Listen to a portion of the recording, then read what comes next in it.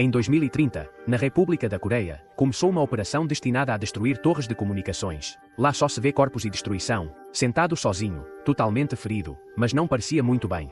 O homem ligou para seu amigo Hyun Sang-hye, que também estava ferido, e perguntou se o menino estava bem e que sua condição era bastante crítica.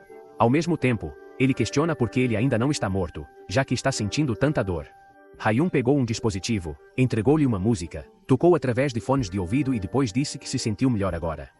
Ele rapidamente perguntou o que Hyun faria depois de morrer, pois ele provavelmente ficaria entediado. O homem ficou em pé e pensou por um momento, depois respondeu que estava certo. O menino disse que a música o fez sentir tranquilo. Hyun diz a ele que quando ele vai para o céu, ele deve ter certeza de encontrar um grupo de Idel com pouco poder restante. O garoto sorriu, questionando por que ele se importaria com isso antes de morrer. Ele disse aos homens para viver a qualquer custo. Hyun olhou para trás, mas seu amigo estava morto e ele decidiu seguir em frente para que sua morte não fosse em vão. Um personagem de fundo e sua equipe olham para um monstro com o canto dos olhos e correm para a criatura para atirar, mas ela permanece invicta. Os homens percebem que não estão causando nenhum dano. As criaturas estão prontas para atacar e eles percebem. O monstro correu em direção a eles com uma velocidade alarmante, como se não houvesse nada, e aquela coisa estranha cortou todos e ninguém sobreviveu.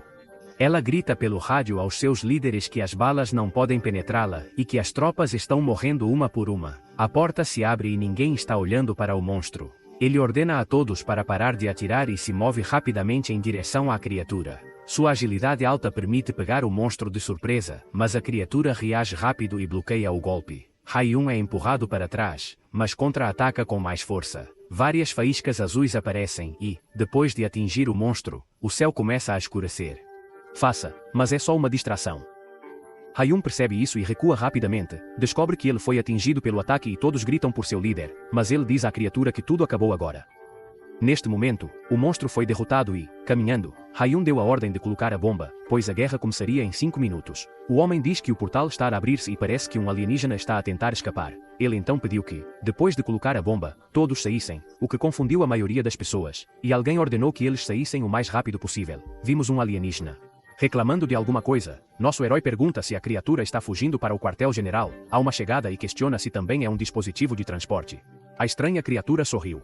Em seguida, ele começa a rir e diz que o planeta definitivamente será dele e em breve se moverá para atacar em direção a eles. O protagonista declara que eles estão dizendo isso há mais de 10 anos, e o golpe atingiu diretamente nele, mas há uma barreira que o protege. No entanto, continuou a atacar até que a barreira fosse quebrada. Ele pediu aos alienígenas que continuassem a rir, e disse que ia contar uma história. Isso foi há 3 anos, e uma vez ele conseguiu pegar um dos homens que estava a matar alguém. Naquele dia ele implorou para viver, e foi então que ele percebeu que poderia vencê-los, que um golpe poderoso foi dirigido contra o inimigo, e que essa barreira foi destruída como um louco. O protagonista disse que a vista era linda, e aquela expressão de medo e horror não tinha preço. Pouco depois, ele arranca o braço do alienígena, e alguns dizem que o portal está se abrindo e não há espaço para contra-atacar. Hyun o pega e lhe pede para contar a seus amigos no inferno. A contagem regressiva para a bomba chega a 0, e logo houve uma grande explosão, com toda a torre envolta em chamas olhando para cima, e os soldados só pensando em seu capitão. Hyun disse que sentiu que seu corpo estava se desintegrando, e uma voz de fundo disse que ele realmente fez isso. Isso o deixou tão confuso que o monstro começou a gritar e depois desapareceu no ar. Aos poucos, o corpo do protagonista começa a desaparecer. Hyun disse que, mesmo que ele fosse um grande capitão, ele teria morrido de uma maneira tão triste. Depois disso, por alguma razão, ele acordou. O garoto acabou em um lugar completamente estranho, onde seus braços e pernas não desapareceram mais. Neste momento, ele se pergunta o que está acontecendo e por que ele está nesta sala misteriosa.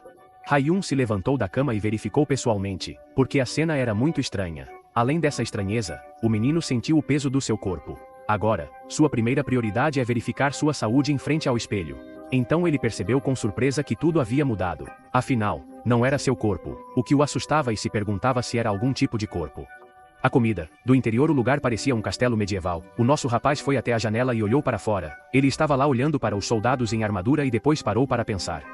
A armadura dele é diferente da que já vi antes. Hyun ficou intrigado, dizendo que se fosse um truque, ele não cairia nele. Havia uma espada e um escudo na parede, e o menino pretendia pegá-los, dizendo que tinha sorte e que quando tentou levantá-los, ele notou algo, que a espada era muito pesada para ele. Isso irritou-o porque seu corpo anterior teria facilmente levantado ela, a protagonista, sem outra opção. Ela pegou uma pequena adaga e, para entender a situação, examinou o ambiente. Sua segurança estava ameaçada devido à sua fraqueza física. Abrindo a porta de seu quarto, ele imediatamente se deparou com um soldado gigante e Hayun se perguntou se ele poderia derrotá-lo, mas notou que quase havia um exército lá. A pressão era tão grande que o protagonista quase desmaiou. A expressão era muito assustadora. O homem gritou para mostrar respeito ao seu dono. Todos lá se ajoelharam. Claro, daí a cabeça do menino estava cheia de confusão, porque as pessoas aparentemente... Eles se curvaram diante dele. Ao se aproximar, o protagonista pergunta às pessoas que passam por lá: quem está neste castelo? O homem respondeu que ele era o senhor, e nosso filho disse que não era isso que ele estava perguntando. Ele queria saber o seu nome. O soldado não entendeu muito bem, mas disse imediatamente que era Ian Albaron. Isso leva a um reflexo, mas seus pensamentos são interrompidos quando o homem o leva para a cama. Como uma princesa disse que ela estava feliz por sua senhora ter acordado, porque ela temia que o menino não acordasse novamente, e alguém se perguntou se ele era um cavalheiro nesta vida. Fermizo possui tecnologia alienígena. Sem dúvida ele pode ter sido liberado neste mundo. Eles podem ter transformado isso em uma arma e criado uma realidade virtual para distraí-lo. Então, se for esse o caso, eles estão usando o gênero de fantasia. Ele ainda esperava que se fosse um jogo, não fosse um guaial. O soldado levantou-se, foi até a porta e disse que levaria o médico para fora da sala. Dois homens estavam discutindo sobre a condição do senhor, e aparentemente ambos estavam usando o garoto. E se ele morresse, seria difícil obter mais benefícios. O velho disse que era melhor usar. Seus colegas alegaram que seria melhor comprar 2 carros de ouro antes do colapso do território e que seria melhor esconder o ouro, pois o velho disse que o capitão da segurança não permitiria que isso acontecesse. Afinal de contas, um cavalheiro é um homem honesto, não um corrupto. O homem gordo perguntou se ele era chamado de corrupto. Silenciosamente, o velho disse que agora é melhor apenas observar a situação. Uma empregada se aproximou dos dois, se aproximou do homem e o avisou sobre o nosso menino. Ele ordenou que ele continuasse observando-o, e o gordo disse que o remédio dado por Deus estava funcionando. Com certeza, depois que a conversa terminou, ambos se retiraram, dizendo que era uma boa notícia para o personagem principal. O médico está examinando sua mente, e há uma teoria de que, até agora, ele não sentiu nenhum perigo. Talvez algo tenha dado errado com o teletransporte naquela época, e, se assim fosse, ele teria que passar o resto de sua vida neste corpo. O protagonista pergunta o nome do médico e ele responde que é Nekarma, acrescentando que tem sido responsável pela saúde do menino nos últimos anos. Como resultado dessas perguntas, o homem pensou que havia uma perda de memória e então... Em seguida, ele disse que poderia ter sido causado por febre alta. O soldado chega e diz que o tesoureiro e o administrador chegaram, e as pessoas anteriores entram na sala do protagonista. O homem se ajoelhou para mostrar respeito a Deus. Ele rapidamente disse que, ao ver seu rosto vibrante, suas preocupações desapareceram. O homem gordo acrescentou que quando o menino entrou em coma, ele deu um remédio difícil de obter, e é por isso que ele deve ter melhorado tanto. Hayun agradeceu por sua generosidade, mas seu coração só queria deixá-lo ir. O protagonista diz que acordou com um grande problema. A memória dele é um pouco confusa, então não me lembro exatamente. O homem se desespera, apresenta-se como Tamen, pergunta se o médico é um idiota e ordena que o homem conte tudo. O garoto observa a situação, enquanto pensa que algo está errado. Hayun pede que Tamen se acalme, pois o médico era seu salvador, apesar de ter perdido a memória.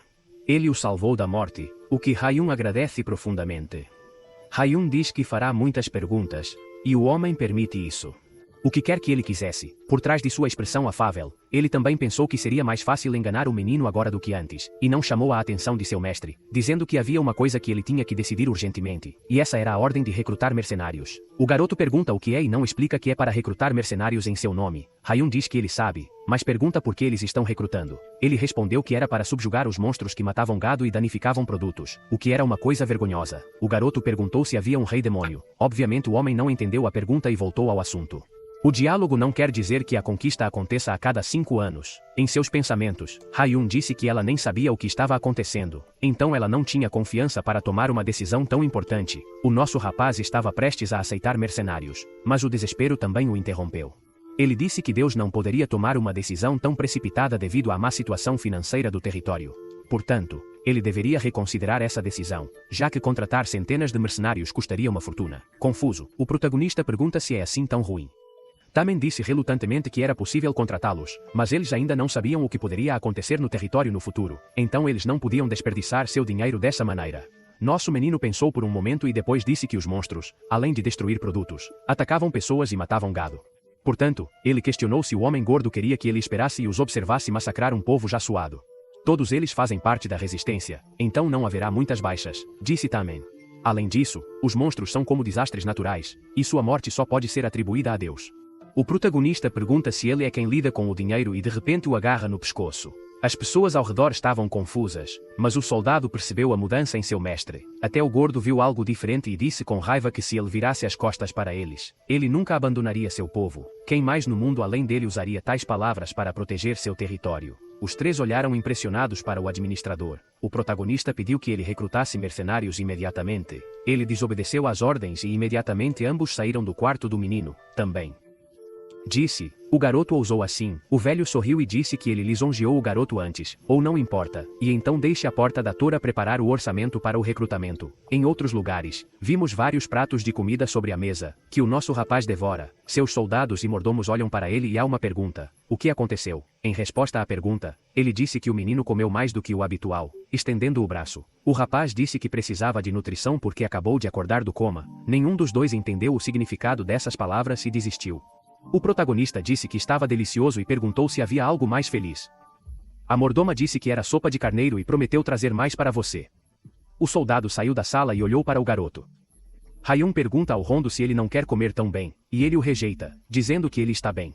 Rayun disse que era estranho ser olhado enquanto ele estava comendo, e o soldado se afastou como se esse fosse o problema. Nosso garoto suspirou com um rosto sombrio. Ele disse que não iria repetir imediatamente 3 vezes. O soldado começou a suar. Não havia escolha, ele decidiu. Apenas sentado na cadeira e não começando a comer ou algo assim, Rayun disse que a carne era boa e pediu-lhe para experimentar, como se tivesse pedido. Rondo chegou à mesa e ambos concordaram que a carne era de alta qualidade. Pegando o copo de vinho, o protagonista diz que o soldado precisa comer para protegê-lo. O menino perguntou se havia poucos soldados porque tinham que recrutar mercenários. Rondo respondeu que havia 300 soldados, metade dos quais guardava o castelo, enquanto a outra metade lutava ao lado do capitão de segurança. Isso deixou o rapaz curioso. Ele continua a dizer isso. Os bandidos atacaram a aldeia e, por ordem de Deus, o capitão de segurança trouxe alguns soldados para a área.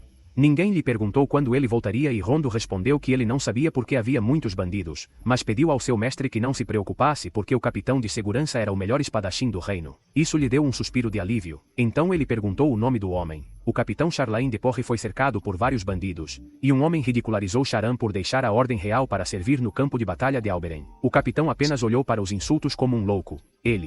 O bandido diz que esta é a sua chance, já que ele agora será reconhecido como o melhor guerreiro do continente.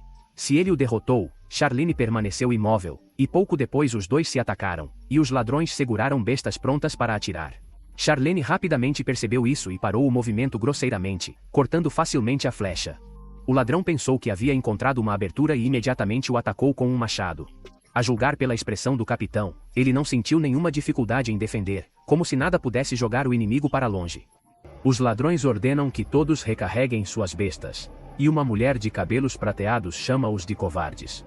O homem responde que é trabalho em equipe, pois sempre viveram juntos. A mulher tenta ajudar, mas o capitão a impede, dizendo que ela lutaria sozinha, pois nunca viu uma amizade tão maravilhosa entre ladrões. O bandido, alto, diferente do que rastejava antes do nobre, suspira e fala que seu desejo de morte seria concedido com uma obra brilhante. O ladrão diz que ele finalmente mostrou suas verdadeiras habilidades, mas afirma que ele não é o único capaz de usar a força. Depois de dizer isso, algo chamou sua atenção. Fora da aura, uma mão é colocada na frente, emitindo uma intenção assassina. A mulher disse aos soldados para se retirarem porque agora tudo acabou. A espada tinha a mesma cor que a luz da lua, mostrando uma força esmagadora, já que seu título era o espadachim mais forte do reino. Com grande força, o ladrão não perdeu tempo, tremendo de medo, e ordenou que seus companheiros disparassem, e todos dispararam. A festa, mas aparentemente acabou. Assim que sua espada se moveu, o ladrão foi cortado e não havia reação, como se fosse encantado. Antes de cair, os bandidos o chamavam de monstro, e depois da batalha, as únicas pessoas em pé eram o capitão e seus soldados. No castelo, o doutor está preparando uma poção para restaurar a memória do protagonista. Ele também duvida se isso realmente funcionará, e o doutor assegura-lhe que isso ajudará na recuperação, embora ele não possa garantir que sua personalidade anterior voltará. Pergunte se esta é a antiga adega. O médico respondeu que sim, foi o homem que a transformou em farmácia. Também começou a falar bobagens, dizendo que as garrafas que pareciam caras tinham sido reduzidas muito, então ele esperava que não as tivesse usado para fins médicos. De repente, o homem gordo correu para o médico e rapidamente o fixou. A cabeça dele está perto do caldeirão. Ele também disse que seria melhor que o médico deixasse o personagem principal voltar a ser como era antes. Se ele não quer fazer parte da poção, ele deve de alguma forma recuperar sua memória ou deixá-lo meio morto. A filha do médico entrou para falar sobre a cauda do lagarto, e ela também deixou o local com uma expressão arrogante, dizendo a eles para continuar trabalhando, antes de repetir que o senhor deve voltar ao que era antes. A porta se fechou rapidamente e a atmosfera ficou tensa. O médico parecia irritado. Sua filha questionou o que estava acontecendo. Suas veias estavam inchadas. Então ele jogou o caldeirão no chão e pegou outro. Ordene a Linda para trazer uma centopeia vulcânica. A menina não entendeu o comportamento repentino dele, mas o pai disse para ela se apressar e trazê-lo. A Linda disse que as centopeias não respondem bem ao corpo de Deus. O médico grita com a filha para trazê-lo, e, sem escolha, ela vai atrás dele, chateada, e entrega a centopeia vulcânica ao pai. O médico disse que queria ver se as coisas melhoravam, pois ele também queria estar no castelo no dia seguinte, com o remédio entregue ao protagonista. A Linda disse que a centopeia concentra muito calor, então o seu corpo se desenvolve. O médico respondeu que era a filha dela. A menina se ajoelhou e questionou se Deus não se lembrava dela, porque eles costumavam conversar muito antes. Os nossos rapazes têm vergonha dele. Tina olhou para o remédio e Hayum perguntou se isso melhoraria seu corpo. Os médicos rapidamente confirmaram que sim. A menina alerta que o remédio pode ser fatal caso os anticorpos sejam rejeitados, mas a protagonista diz que está bem com o recipiente na mão. O garoto ficou pensativo, porque o corpo era tão fraco que era difícil agir como um senhor e poderia morrer a qualquer momento. Por um momento, o protagonista começa a suspeitar de alguma coisa. Talvez o médico, afinal de contas, tentasse envenená-lo, e sua filha o avisou mais cedo que poderia ser fatal, e prestou muita atenção. Ela parecia muito preocupada com sua saúde. Mesmo depois de pensar em tudo isso, o condenado bebeu o remédio, dizendo que só saberia o que aconteceria depois de tomá-lo. Ambos estavam muito ansiosos com a situação depois de beber. Sua expressão não parecia nada boa. O médico perguntou como ele se sentiu naquele momento. Hayum quase vomitou. O médico se aproximou para ajudá-lo. Linda diz que talvez a droga seja incompatível com o corpo do protagonista, e antes de vomitar, ele cobriu a boca. Então perguntei se alguém tinha algo doce. Os teus soldados chegaram e perguntaram como estavam os nossos filhos. Disse que ele estava bem, mas suas mãos começaram a se sentir estranhas. Uma dor indescritível varreu seu corpo e todos correram para segurá-lo. Rondo perguntou por que ele fez isso. O médico disse que o cavalheiro tomou o remédio da centopeia e seu corpo pode não ter respondido bem. Foi então que o soldado percebeu que esse era o remédio que fez com que Hayum desmaiasse. Linda disse que precisava vomitar. Nosso garoto pegou a mão dela e disse que estava tudo bem, mas a dor ainda era insuportável. Ela disse que precisavam de baixar a temperatura. Rondo, toma isso. O rapaz o levou ao banheiro e os dois o seguiram. Colocou um ex na banheira, meio atordoado. Perguntou se o nome dela era Linda. Então ela respondeu que se o rapaz perguntasse se o remédio funcionava, a Linda confirmou. Mas ela não sabia que o remédio poderia ter uma reação tão forte. Rondo pergunta se ele vai ficar bem, e o médico responde que agora só resta esperar a temperatura cair. A situação é complicada e a noite cai. Uma empregada traz gelo para o protagonista e o despeja na banheira do menino. Hayum disse que graças a ela, ele não se sente tão mal agora. A Linda disse que a culpa era dela. O protagonista não mostra preocupação, sorrindo e dizendo que vai suportar. A menina diz que sua esposa mudou porque antes ela só reclamava o tempo todo. Ele se comporta pateticamente e precariamente porque está passando por momentos difíceis. Linda percebeu que estava sendo rude e pediu desculpas, mas o menino disse que estava tudo bem porque graças a ela, seu corpo melhorou. Ela pretendia verificar sua temperatura com as mãos, mas rapidamente congelou. Peça permissão e meça a temperatura do menino com a testa. O garoto corou com um gesto repentino. Linda disse que estava melhor agora e podia sair da água, mas depois notou que sua temperatura voltou a subir e perguntou se ela estava bem. O garoto respondeu que sim, mas estava apenas um pouco frio. Um novo dia chega ao castelo de Albaron. A menina fica ao lado da protagonista a noite inteira. Quando ela acorda, seus olhos se abrem lentamente e percebe a ausência de seu mestre. Ela imediatamente se levanta e grita que Hayum está desaparecido. Ele apareceu atrás dela e perguntou se ela... O estômago dele está roncando porque ele não comeu nada o dia e a noite. Ele então perguntou à garota se queria ir tomar café da manhã em outro lugar com ele. No castelo de Tamen, um homem mascarado chegou e disse que estava aqui para visitá-lo. O servo deixou-o passar e Tamen o recebeu, chamando-o de Zaladen. E o homem sentou-se e trouxe a notícia de que o mestre estava bem e saudável, para o alívio do homem gordo, pois era difícil subornar outro mestre. Ainda assim, certamente havia algo errado, porque o senhor parecia uma pessoa diferente. Zaladen não entendeu muito bem, e Tamen explicou-lhe toda a situação que ele não tinha ouvido falar antes. Até ignorei o conselho dele e contratei mercenários. O homem disse que, se isso continuar, a influência de Tamen sobre o reino diminuirá. A melhor coisa que eles podem fazer agora é seguir o plano e deixar o senhor doente novamente. Tamen acrescentou que o garoto sofreria, mas não morreria, e Zaladen riu e disse que não teriam problemas se o deixassem viver.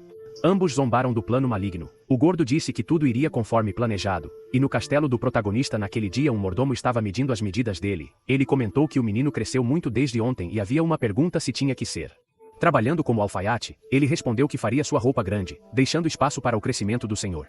Depois de um tempo, os dois saíram do local. O protagonista cumprimenta as pessoas ao seu redor e passa por um lugar estranho. Hayun perguntou, qual quarto é este? E sua mordoma disse que era um escritório. O rapaz não perdeu tempo e entrou, mas as pessoas próximas tentaram impedi-lo. Acontece que nosso garoto conseguiu entrar e perguntou por que ninguém limpou o lugar. Um pouco desconfortável, o mordomo disse que o protagonista estava sentado na cama e ordenou a demolição do quarto. Hayun pediu para ele continuar. Então o mordomo disse que era aqui que o velho senhor morreu. Isso surpreendeu um pouco o rapaz, porque era estranho morrer em um lugar assim. Hondo afirma que seu pai foi assassinado. O menino tentou esconder sua reação porque não se lembrava de nada. Os vossos soldados dizem que o velho senhor foi encontrado morto na mesa onde Hayun estava sentado. Agora, tira o pano, ainda há um pouco de sangue. O protagonista pergunta quem o matou, mas Hondo responde que não sabe e então percebe que algo tão catastrófico aconteceu, o que faz nosso menino entender por que o anterior dono do corpo. Ele ordena que o lugar seja destruído, já que ele se tornou senhor repentinamente. O soldado observa o protagonista, que se aproxima da janela para ver a natureza. Várias casas estão na floresta, e olhando para a colina, há um tiro, uma decisão. Ele chama Chamberlain e ordena que transforme o lugar em seu quarto. Ambos surpreendem-se com a decisão. O protagonista sorri e diz que dali pode ver a aldeia facilmente, confiando-lhe esta tarefa. Logo, as empregadas começam a arrumar o lugar. Ele também veio e perguntou, o que está acontecendo? A mulher diz que Deus ordenou que este lugar fosse seu quarto.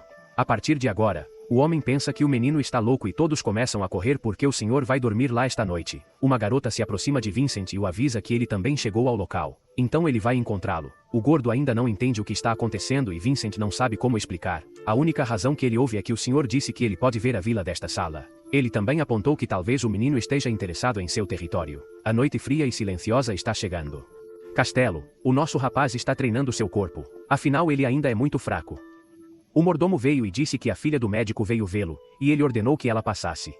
Linda pergunta se seu mestre a chamou para olhar para a protagonista, dizendo que ela já cresceu. Hayun questiona por que Linda apenas fica ali e ignora isso. Ela diz que tem algo a perguntar, e depois entrega um pedaço de papel que ele leu sobre o recrutamento de mercenários. Hayun disse que é um relatório sobre o custo e o orçamento necessário para o recrutamento, mas isso deixa as meninas confusas, os nossos meninos. Ele perdeu a memória, por isso não pode selar o documento sem saber o que está escrito nele. Linda começa a entender o ponto de vista de seu mestre, e sua decisão é confiar a ele a leitura do relatório, pois ela não quer que ninguém saiba que ela não pode ler, mesmo que haja dúvidas. Linda concorda. Hayun diz animado que ele chamou a pessoa certa para fazer o trabalho desconfortável. A garota pergunta se ele sabe qual é o lugar. O protagonista responde que ele já ouviu falar disso e ela pede que ele tenha cuidado porque as pessoas chamam esse quarto de maldito quarto. Isso surpreendeu o rapaz, já que ele não sabia que estava em circulação. Linda disse que 3 pessoas morreram nesta sala, todos senhores da família Alberen, que também foram mortas. O medo se reflete no rosto do protagonista. Linda está um pouco preocupada que no início de um filme de terror, Hayun diz que é apenas uma coincidência e que a sala, conhecida como a maldição, não significa nada para ele. A garota disse que era apenas sua opinião e depois disse que suas aulas começavam amanhã. O menino suspirou e, em seguida, disse que o boato era um absurdo completo, e algumas horas depois foi dormir. Ele está cheio de energia, mas sua paz é interrompida por pesadelos. As memórias de sua vida passada o atormentam. Seus últimos momentos com os alienígenas, por alguma razão, causam agonia intensa para ele. Seu corpo antigo, despedaçado, assustando-o. Então ele acordou suado e aliviado por ter escapado do pesadelo. Ele disse que não deveria ter pedido uma mudança de quarto. E nosso menino levantou da cama e disse que era realmente um pouco assustador.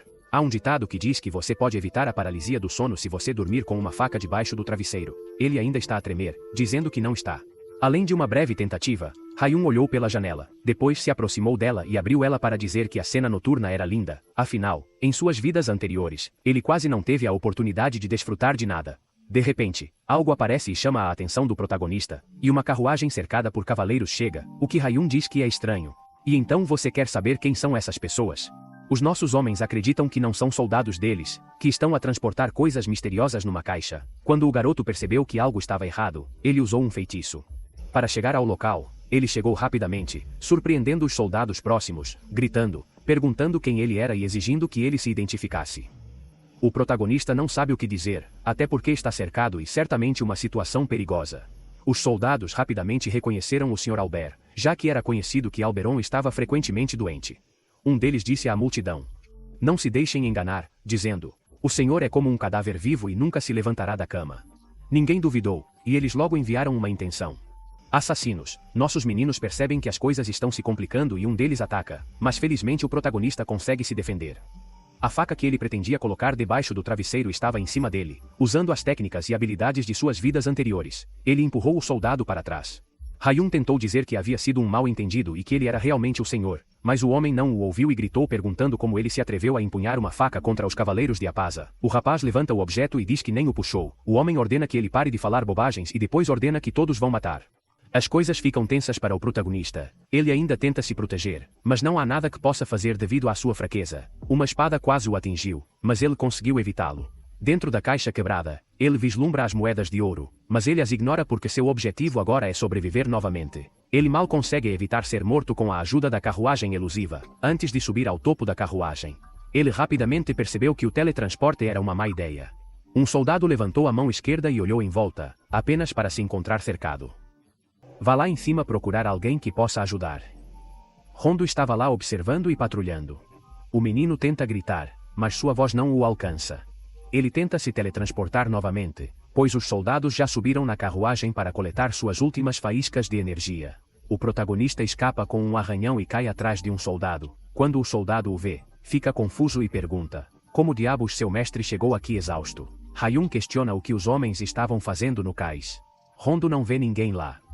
O rapaz disse que eles eram de Apata. Seus soldados disseram que esses soldados pertenciam ao território do grande senhor Bonan. E Hayun ignorou isso e perguntou o que esses homens estavam fazendo. Hondo respondeu que eles vieram uma ou duas vezes por ano para cobrar dívidas do velho senhor. Isso irrita o protagonista porque ele está quase morto sem saber que tem dívidas, o que seus soldados acham estranho porque o Tamen deveria informá-lo. E então o garoto diz que o homem é um canalha. Hayun disse que era demais, e, sem hesitação, ordenou que Hondo convocasse Tamen, que questionou se ele realmente fez isso. Convocado neste momento, Hayun disse em tom sério que não havia nada de errado em convocar seus subordinados, deixando a faca manchada de sangue na mesa para ver se sua mão ainda estava intacta. Percebemos que a sua capacidade de teletransporte não foi intencional. O garoto achou tudo estranho, mas agora ele não pode fazer nada, talvez até seja um efeito colateral da máquina de transporte. Havia tantas perguntas sem resposta que ele decidiu deixá-las para mais tarde. Agora, ele precisa manter a calma, mas depois ele bate na mesa gritando: Losa passa. Eles ousaram prejudicá-lo em seu próprio território, tentando tirar vantagem da situação. Disse que se o Sr. Boren provasse que foi atacado, talvez ele reduzisse a dívida. Olhando para a mão dela, ele se perguntou se não seria educado acordar Linda para tratar de suas feridas. Na propriedade de Tamen, vemos que até os gordos sabem aproveitar a vida. Depois de um tempo, o homem fica zangado por ter sido chamado e neste momento ele sai, reclamando que ele só deixou o menino vivo porque ele é útil para ele, mas se o protagonista se tornar inútil, ele cortará sua cabeça. A carruagem seguiu em direção sem pensar.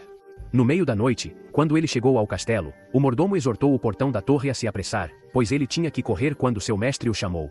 Através da corrida de 15 metros, o homem gordo perdeu cerca de 2 quilos e perdeu mais 3 quilos ao subir escadas. O homem estava exausto e só pensava em matá-lo. Abriu a porta do quarto, curvou-se. Nosso menino pediu para sentar e depois disse que estava prestes a dormir, mas algo não o tranquilizou. Qual é a dívida do teu pai? Tamen pergunta se é por isso que ele foi chamado, e o protagonista responde que ele precisa saber. Faça alguns planos verificando seu caderno. Também diz que a dívida é superior a 400 mil moedas de ouro. Hayun comentou quanto o salário dos soldados é equivalente a cerca de 2 moedas de ouro do exército regular. Ele também perguntou se todas as perguntas de sua esposa haviam sido respondidas com olhos distorcidos. O protagonista pergunta se, em 3 anos de dívida, eles pagaram apenas 50 mil moedas de ouro.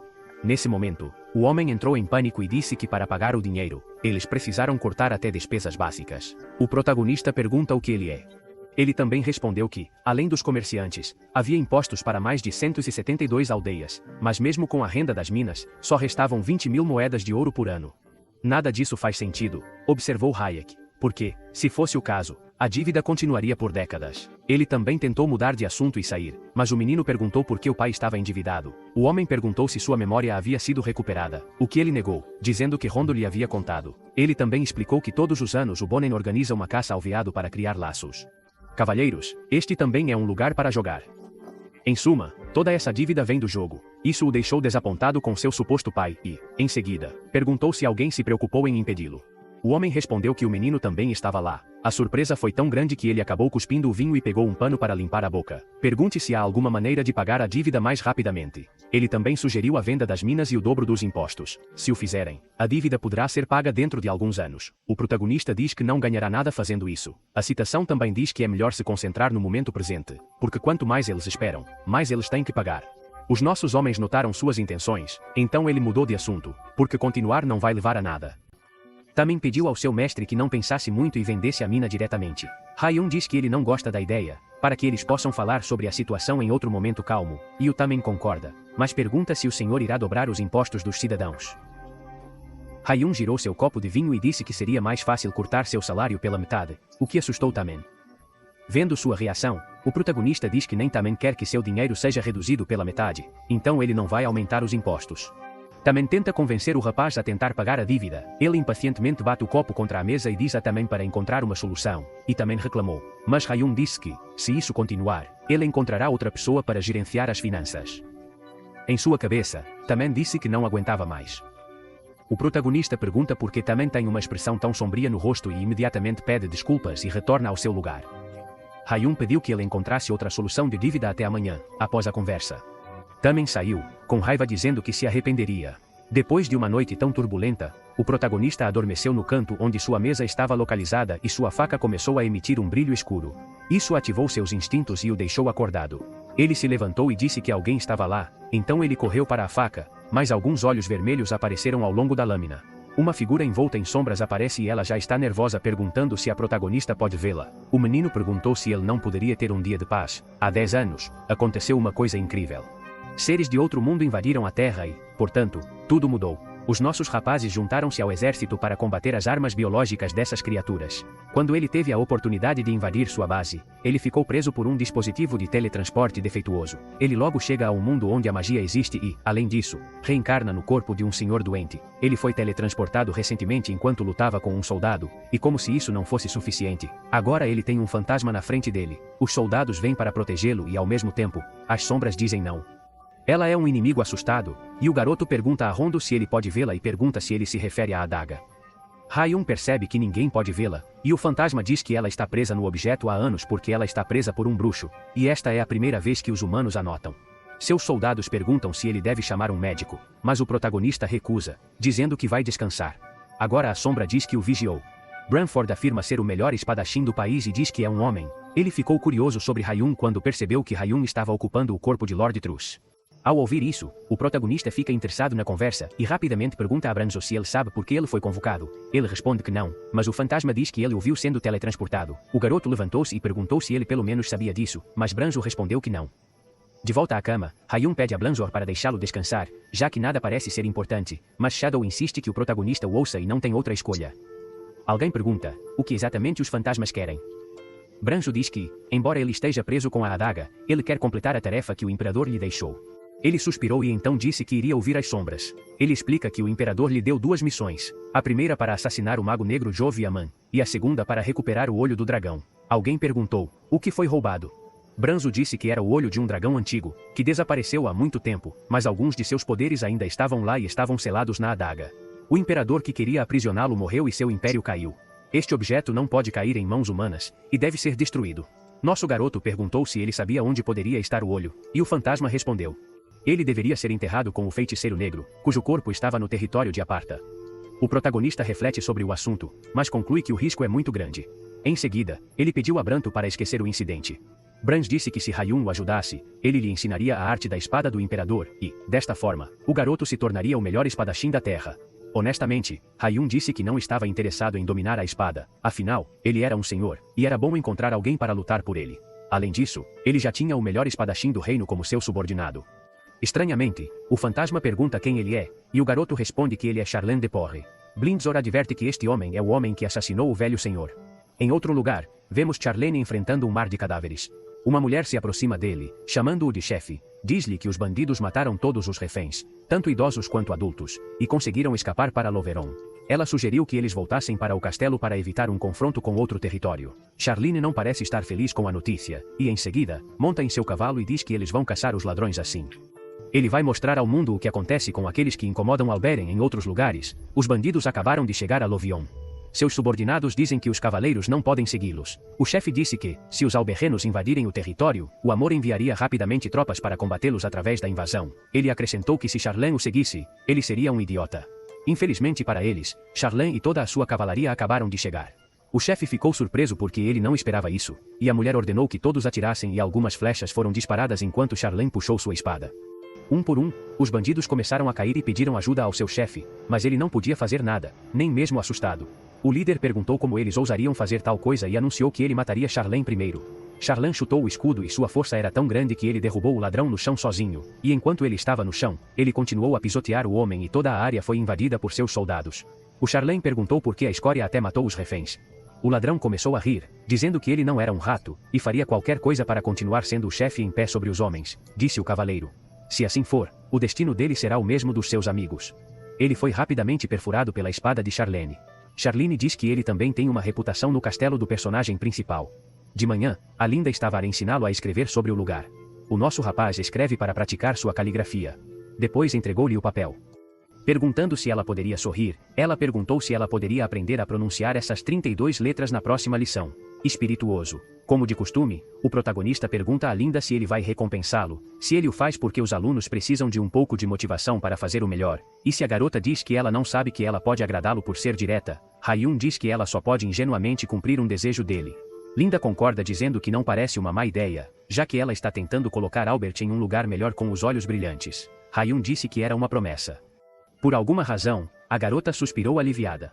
Linda disse que estava preocupada com o fato de que seu mestre se tornasse uma pessoa diferente quando acordar do coma, então ela estava aliviada que Hayun ainda fosse uma pessoa adorável. Ao ouvir isso, o protagonista se sente feliz e um pouco envergonhado de ter dito essas palavras. A garota pede desculpas dizendo que ela tem um paciente para cuidar e então lembra-lhe que deve lembrar todas as pronúncias amanhã. Ela sai, e Hayun pede que ela cuide de si mesma. Vemos o protagonista feliz e se perguntando se Linda também de repente gostou dele. A sombra negra apareceu atrás de Hayun, o que o deixou muito assustado e assassino, enquanto conversava enquanto olhava para ele, cortando-o ao meio sem piedade. Sangue espalhou a sala, mas tudo isso, inclusive a conversa com Linda, era um sonho na frente dele. A garota olhou para ele com preocupação, ela perguntou se ele dormiu bem e Hayun respondeu que ele dormiu muito tarde. Ontem à noite, a Linda disse que o dono dela deveria ter um estilo de vida saudável, então ele não deveria ficar lá, afinal de contas, ele já está ferido. O garoto disse que queria fazer uma pergunta e ela disse a ele que seu dono poderia perguntar o que ele quisesse. Sua pergunta é se as pessoas querem ou não. Isso a deixou um pouco confusa, mas Hayun explicou que ela precisava saber disso para entender melhor o território. O protagonista olha para o rosto dela, ele já sente a resposta e Linda pede desculpas por não poder ajudar. Sua sugestão para mudar isso é parar de aumentar os impostos anualmente, especialmente porque aqueles que não podem pagar estão sendo escravizados. Hayun estava com raiva porque ele não sabia que isso iria acontecer. A garota diz que não é culpa dela, mas domesticada em ou no Ocidente, embora ele tenha permitido. Sabendo disso, o protagonista ficou muito frustrado porque muitas pessoas pegaram sua mão e se tornaram escravas, e Linda pediu a Hayun para não se culpar. Naquela época, seu pai foi morto e ele não tinha ninguém em quem confiar. Ele então pediu ao seu mestre que se acalmasse. Então o protagonista grita e pergunta, mesmo com impostos tão altos, como é possível que a dívida não tenha sido paga? Nosso garoto olhou para o lado e percebeu que ele estava um pouco insensível na frente de Inda. Voltando à conversa, ele disse que ontem à noite Tamen sugeriu que o imposto fosse duplicado imediatamente. A garota diz a Hayun para não fazer isso, e o protagonista pede que ela faça isso. Porque ele rejeitou a proposta. O menino pensou por um momento e perguntou para onde estavam os escravos que não pagavam impostos. Linda respondeu que eles trabalhavam na mina, mas alguns morreram por falta de comida devido ao trabalho árduo. Com tantas más notícias, o protagonista diz que a dívida é apenas um pequeno detalhe. Ayun agradeceu por sua honestidade, mas ela ainda tinha algumas perguntas e então perguntou que tipo de pessoa era o capitão de segurança. A garota respondeu algumas coisas básicas com um olhar triste, como seus deveres e sua lealdade ao trabalho. Isso deixou Hayun intrigado e rapidamente perguntou. Ela respondeu com uma expressão triste que era por compaixão, já que o capitão da segurança não se envolveu na política, e não podia protegê-lo da domesticação ou da ganância ocidental. O protagonista agradeceu mais uma vez, dizendo que graças a ela conseguiu entender a situação. Assim como em um sonho, a garota pediu desculpas dizendo que tinha um paciente para cuidar depois que ela saiu. Há uma conversa com o fantasma sobre por que o capitão de segurança que matou o ex-Sr. Branzo disse que ele não sabia e que tudo o que ele sabia era porque ele testemunhou a cena. O menino questiona sua utilidade e o fantasma responde que ele irá ensiná-lo. A arte da espada do imperador levantou a mão e o fantasma disse a ele para esquecer esse território e ir para as montanhas para treinar por 30 anos. Dessa forma, ele tinha o poder de se tornar um imperador, e muitos subordinados poderosos iriam servi-lo. Hayun diz que é difícil viver como um senhor. Bran, Thor diz que pode haver uma rebelião no futuro, e se não houver força, o protagonista acabará morrendo por ser incapaz de se defender. No final, ele se arrependerá de não ter treinado nas montanhas por 30 anos. O garoto riu e disse que era inútil porque sabia que Branzo estava preocupado que não conseguisse destruí-lo.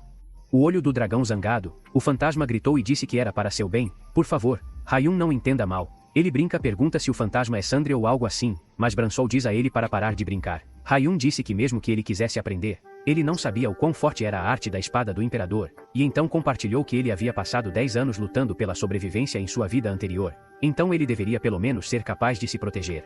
Deixando a adaga, o fantasma exige habilidades para olhar para a aparência incrível de Branto, e Hayun fica surpreso ao encontrar o homem. Na verdade, é uma mulher. Branzo comenta que a reação é a mesma, não importa quantos séculos tenham passado. Voltando ao assunto em questão, Branzo mais uma vez pede ao protagonista que mostre rapidamente suas habilidades, lembrando que ele era capaz de teletransportar antes e perguntando se ele poderia fazê-lo novamente. Houve uma reflexão sobre como ele fez isso, percebendo que ele ainda estava olhando para o soldado em um momento e em um lugar diferente no outro. O mesmo aconteceu quando ele viu Rondo, que logo terminou atrás dele. Talvez, isso tenha acontecido focando a visão em um alvo distante. Branzo sugeriu que eles testassem a teoria antes de ir até a janela e atravessá-la. O protagonista corre para abri-lo e logo vê-lo lá embaixo, pedindo-lhe para concentrar seus olhos. Nosso garoto foi muito focado em teletransportar um Hora Verde, semelhante ao anterior, cercando-o e instantaneamente ele estava abaixo. Blanzor comentou que era fascinante como funcionava e que havia mágicos no passado que podiam fazer a mesma coisa, mas não imediatamente. A mulher estende a mão, dizendo que ele agora iria mostrar-lhe seu estilo de espada. Uma espada negra apareceu em suas mãos com uma expressão de terror. Ele deixou o menino tentar se defender por um momento. Ele fez vários movimentos sucessivos e pouco depois sua espada se multiplicou. Havia um que ele ficou alerta e tentou pelo menos esquivar, pois se defender era impossível. Afinal, a pressão que ela emitia era terrível, como um lobo que caçava sua presa, e um ataque feroz vinha em sua direção. A velocidade é tão rápida que o personagem principal não consegue se mover, mas felizmente está tudo bem, Blantor explicou. É só uma ilusão da espada. O garoto levantou-se e perguntou se este era o estilo da espada do imperador. Ao ouvir isso, a mulher começou a rir, porque era apenas uma habilidade básica para todos aprenderem a se tornar um guarda-costas do imperador. Coloque a espada no lugar. Ele disse que o verdadeiro estilo da espada é muito mais assustador do que este pequeno logotipo. Além disso, nem sequer foi projetado para seres humanos. Isso despertou a curiosidade do menino. Brazo pergunta se ela quer saber por quê, mas para adquirir esse conhecimento, ela precisa estudar a história do Império. O protagonista responde que, para escapar da aula de história, ele não está curioso para saber tudo. O menino corre e ela o persegue, dizendo para ele voltar. Depois de um tempo, vimos o reino de cima, as crianças brincando e os adultos conversando. Enquanto isso, 2 homens maliciosos discutiram sobre a noite em que Hayun convocou Tamenos, dizendo que era normal que um cavalheiro perguntasse sobre as finanças de sua terra. O homem gordo respondeu que esta era a primeira vez que isso aconteceu, então agora é melhor usar o método de recompensa e punição. Nós perguntamos. Nataman respondeu que o senhor tinha atualmente 15 anos e ainda não encontrou esposa, então ele pretendia enviar-lhe tantas mulheres bonitas para distraí-lo, tanto que ele não se importava com o império, e sem dúvida qual seria o castigo que ele receberia com um sorriso malicioso. Ele também disse que vai deixar o Giant doente novamente, para que seja mais fácil controlá-lo um pouco irritante. Isso não quer dizer que o castigo seja muito severo, e se o senhor tivesse morrido facilmente, eles teriam muito a perder. O homem gordo disse que eles poderiam discutir isso outro dia, porque ele tinha que preparar a recompensa agora. De repente, um barulho alto ressoou em todo o público. Arya também corre para ver, onde vemos o protagonista gritando que ele é o senhor de Alberren e anunciando que irá reduzir todos os impostos pela metade. O homem disse que estava louco. As pessoas ficaram muito felizes ao ouvir a notícia. Todos pularam de alegria, até as crianças sorriram brilhantes.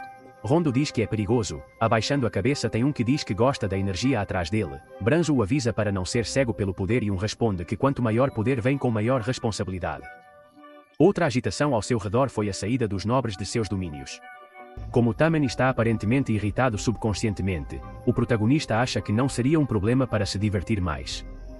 Então o menino saiu da carruagem, e Tamon o recebeu e disse que não esperava que seu mestre aparecesse lá, ao qual Hayun respondeu que Tamon sempre foi ao castelo e hoje só veio retribuir suas inúmeras visitas. Então o menino olhou para a propriedade do governo. O interior não era muito diferente e viu uma porta que decidiu abri-la, e o lugar era um jardim com um agradável aroma e lindas flores. Isso impressionou Hayun.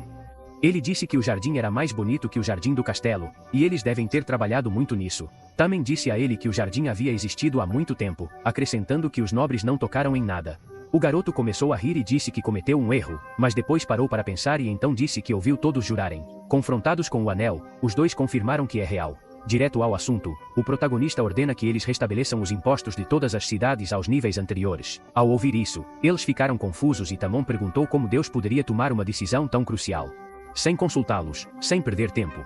Alguns explicaram que a razão era que as pessoas trabalhavam até a morte nas minas devido às altas taxas de impostos. Tente também lembrá-lo de dívidas que precisam ser pagas o mais rápido possível. O protagonista diz que nada mudou, mesmo com o aumento de impostos, a dívida continua alta. Hiei alegou suspeitar que a cobrança foi manipulada, e ele também perguntou a seu dono se ele suspeitava dele. O menino diz não, mas o melhor que você pode fazer é eliminar as reclamações dos moradores. Apesar disso, também tentou manter a arrecadação fiscal. Como estão eles? Mas o protagonista toma nota disso e rapidamente pergunta se o homem ignorou suas ordens. Ele também argumentou que as altas alíquotas atualmente em vigor foram aprovadas por ele mesmo e que pode ter dificuldade em tomar uma decisão devido à sua perda de memória. Hayun pergunta se ela pensa assim e, em seguida, pergunta a No se ela concorda que Tam No simplesmente diz que ela seguirá as ordens de seu mestre. Hayun sorriu e disse que é claro que No entendeu. E Tam gritou que ele era quem administrava as finanças. O protagonista ignorou a reclamação e disse. Ele oraria ao castelo porque estava cansado e seguiria em direção à carruagem, mas antes de ir para o castelo, Hayun chamou a atenção do velho e ordenou que Noi convencesse também a entrar na carruagem a todo custo. O menino também disse ao homem gordo que poderia vê-lo hoje, e também respondeu que seu mestre poderia chamá-lo a qualquer momento. O protagonista deixou os dois, e a porta da torre tremeu com raiva, chamando Hayun de bastardo. Depois de toda a conversa, o garoto respirou fundo e Branzo perguntou o que ele faria com a porta da torre, e nosso garoto respondeu que ele lhe daria uma lição porque ele... A vergonha fingiu ser estúpida e até teve a audácia de roubar suas coisas. Ela zomba um pouco do personagem principal, apontando que foi Hayun quem fez isso acontecer.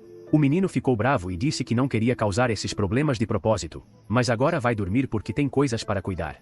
Esta noite, depois de algum tempo, testemunhamos o caos e as plantas do jardim foram destruídas. Ao mesmo tempo, ele também empunhou uma espada para amaldiçoar Hayun e deixar o homem morrer. Depois de desabafar sua raiva com as plantas, comentamos mais de 100 anos de cuidados.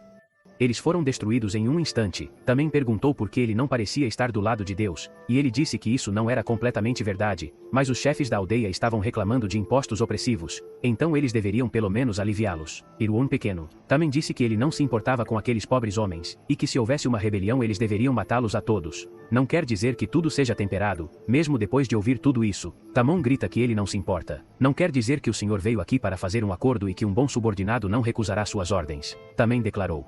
Não é subordinado de ninguém, então ele nunca concordaria em reduzir a taxa de imposto. Não é que ele não se importe com sua opinião, mas ele diz algo que o assusta. E se o protagonista decidir usar o capitão da guarda, o portão da torre não será capaz de lidar com ele suando profusamente. Ele diz que é impossível, e que sair não significa que tudo é possível. Tam disse que quando tivesse a oportunidade, ele mataria Hayun até a morte, e a noite caiu no território de Alberen. Um velho caminhou pela rua, e então notou algo estranho. Uma figura que parecia humana desapareceu como se nunca tivesse existido, mas depois... aparecendo atrás dele novamente, aquele homem é o protagonista, e ele agora está ajudando o velho bêbado. O rapaz estava a treinar o teletransporte, andando de um lado para o outro pela aldeia. O velho não entendeu nada, mas então Hayun desapareceu e apareceu no topo de uma casa. Sorrindo e dizendo que é incrível, Branzo comenta que o menino está brincando de forma infantil e a protagonista a ignora e caminha em direção à casa da porta da torre, onde aparece no telhado em um piscar de olhos. Hayun comentou que o lugar era um pouco desolado e que a armadura dos guardas era diferente. O Branzor disse que eles tinham de ser mercenários para fazer tudo isso. O menino questiona se o gordo acredita que ele é o dono. Como Branzor é um espírito, a protagonista pede que ela investigue e ela reclama. Hayun disse que se ele morresse, isso não seria bom para ele, especialmente porque os fantasmas precisavam dele. Ainda irritado, Branzo diz que é impossível porque ele não pode ficar muito longe da adaga, mas aconselha o garoto a ficar na mansão. Ele também está a comer. Seu mordomo informa-lhe que a empregada do castelo havia chegado, e ele disse a ela para deixá-la um pouco desconfortável. Aí vem a rapariga. Tamon não perdeu tempo e ordenou-lhe que espalhasse o conteúdo deste pote sobre a cama do senhor. Ela ficou confusa e perguntou, o que é isso? Tamen respondeu que eram pulgas contaminadas com pragas. A empregada estava assustada, porque se algo acontecesse ao menino, ela seria a primeira a ser culpada. Tamen não se importa, apenas ordena que ela obedeça, lembrando-a que foi ele quem a ajudou quando ela não teve escolha como ladrão de rua. A menina trema e o gordo diz que se ela fizer bem, ele a levará para fora do castelo e garantirá sua liberdade. A empregada então saiu e testemunhou toda a conversa. Em seguida, volte para o local onde está o protagonista e relate o que aconteceu. Hayun pergunta como foi a viagem, e a mulher diz que o garoto está muito relaxado, mas então diz a ele que ele também está planejando algo. Sabendo disso, Hayun percebeu que precisava fazer alguma coisa. Ele então perguntou quantos guardas havia, e Branzo respondeu que eram 9 no total e que o quarto do gordo não tinha janelas. Isso torna a tarefa um pouco complicada, mas, de qualquer forma, Hayun disse que ele iria rapidamente entrar no corredor, descer do telhado e pousar na janela. Há 3 guardas lá, mas o protagonista os ignora e se teletransporta, e o homem de cabelo rosa fica alerta e pergunta quem ele é. Nosso garoto ficou em silêncio e rapidamente apareceu na frente dos 2 guardas, imobilizando-os facilmente. O último guarda desenhou sua espada e disse que o protagonista não o ultrapassaria. Hayun não se importa com essas palavras e aparece atrás dele temporariamente com sua própria habilidade. No entanto, o guarda não deixou nenhuma chance e lutou de volta, pois ele se esquivou de sua espada, dizendo que não seria derrotado apenas pelo truque. Ao lado dele, Branzo sorriu e disse que agora Hayun não parecia assim. O anúncio emitiu uma aura terrível. O guarda tomou a posição de ataque e gritou que nenhum dos truques de Hayun funcionaria mais, mas quando ele fez o golpe final, o garoto desapareceu, e depois apareceu nele pronto para atacar. Ele se move rapidamente e coloca uma chave de perna contra seu pescoço. O guarda começa a se afogar e Hayun bate na cabeça dele. A força do impacto o fez cair inconsciente no chão. Branzo alerta que cada vez mais pessoas estão subindo escadas. O protagonista vai até a porta e olha através do buraco de vista. Ele também tinha uma espada pronta e tinha uma. Ele é então teletransportado para seu quarto com um golpe do garoto, também perde a consciência e o protagonista comenta que o bastardo gordo é muito pesado. Os guardas chegaram, mas era tarde demais. Os nossos homens já apareceram atrás deles. O guarda ficou confuso, especialmente porque ele ouviu uma voz mais cedo, não sorriu e depois desapareceu como uma sombra. Ele logo apareceu novamente do lado de fora da mansão à beira do lago, arrastando Tamen Hayun gritando e questionando o peso do que o homem comia todos os dias. O protagonista indignado diz que tem. Felizmente ele não o matou e depois o mergulhou na água. O homem gordo acordou em pânico e disse que era impossível. Hayun disse a ele que ele ordenou cortes de impostos várias vezes. Ela também perguntou o que estava acontecendo, e o garoto simplesmente veio e disse para ela cerrar os dentes. O homem gordo levou um soco na cara e caiu no chão. O coitado não desistiu, pegou uma pedra e pulou rapidamente, dizendo que ia matar Hayun facilmente. Hayun o deixou imobilizado naquele momento. Ele também sentiu que o jantar estava de volta para o estômago, então ele começou a vomitar, enquanto o menino. Ele disse que não seria derrotado por uma pedra. O protagonista declarou ter descoberto todos os planos de Tamen. Claro, o homem gordo ficou surpreso e então tentou se explicar, mas Hayun não estava com vontade de falar e estava pronto para outro golpe pesado que caiu diretamente em seu estômago. O protagonista coloca os pés na cabeça para afogá-lo, e nosso menino pergunta por que ele está fazendo tudo isso e se sua vida é tão chata que ele quer alguma emoção, até porque tudo o que ele pede é um corte de impostos. Então Hayun desesperadamente tirou os pés do homem gordo e domou o garoto. Ele disse que era melhor encontrar outra pessoa para administrar a economia curvando-se. Também disse que sempre seria seu cachorro ignorando-o. O nosso homem apontou para a garganta e disse que se ele falhasse vai doer mais. Claro que também ficou louco. Também implora para lhe dar outra chance, prometendo que ele devolverá tudo. Hayun questiona como ela ousa negociar com dinheiro que não é dela. O gordo insistiu que ele não era assim e apenas pediu outra chance. E o nosso rapaz parou para pensar por um momento. Depois chamou a atenção de Tamen e disse que lhe daria outra chance, pois ele era um cavalheiro benevolente. Ninguém lhe disse: não se esqueça de contar a todos os impostos.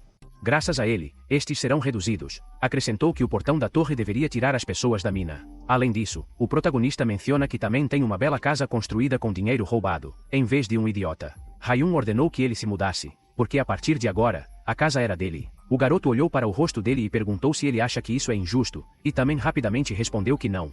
Hayun então diz para ele desaparecer de sua vista imediatamente antes de ir para a mansão, e Tam diz que ele não sabe como voltar porque foi trazido à força, mas Hayun não se importa e apenas diz a ele. Ele ordenou que ele desaparecesse, e o gordo saiu, provavelmente perdendo alguns quilos ao longo do caminho. Pergunte ao menino se ele acredita em sua palavra, e a resposta é não, mas como você o assustou, ele também deve se levantar e permanecer fiel por um tempo. O protagonista diz que está cansado e se teletransporta de volta ao castelo. O sol estava brilhando pela manhã e os ratos apareceram para incomodar Deus. A empregada se aproximou da cama do menino. Seu rosto mostrou que ela ainda não achava que era uma boa ideia. Ela ainda não desistiu e abriu o pote. Uma mão está silenciosamente no ombro dele, e a garota fica surpresa ao descobrir que é a tentativa de seu dono de enganá-lo. Ela diz que não é nada, ela está apenas organizando as coisas.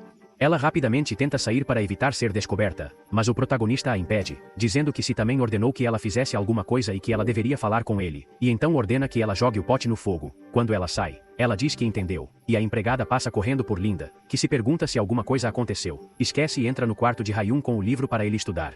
A Linda mencionou que ouviu falar do seu dono. Para reduzir pela metade os impostos sobre Encarmui, nossos meninos dizem que não só lá, mas em todos os outros lugares, as meninas também perguntam se isso é permitido. Jaiun diz que como senhor, a autoridade é dele. Naquela noite, em algum lugar na vila de Andra, Linda estava conversando com duas pessoas sobre um homem doente que precisava de uma amputação para sobreviver, e uma delas perguntou como o homem iria viver sem um pé.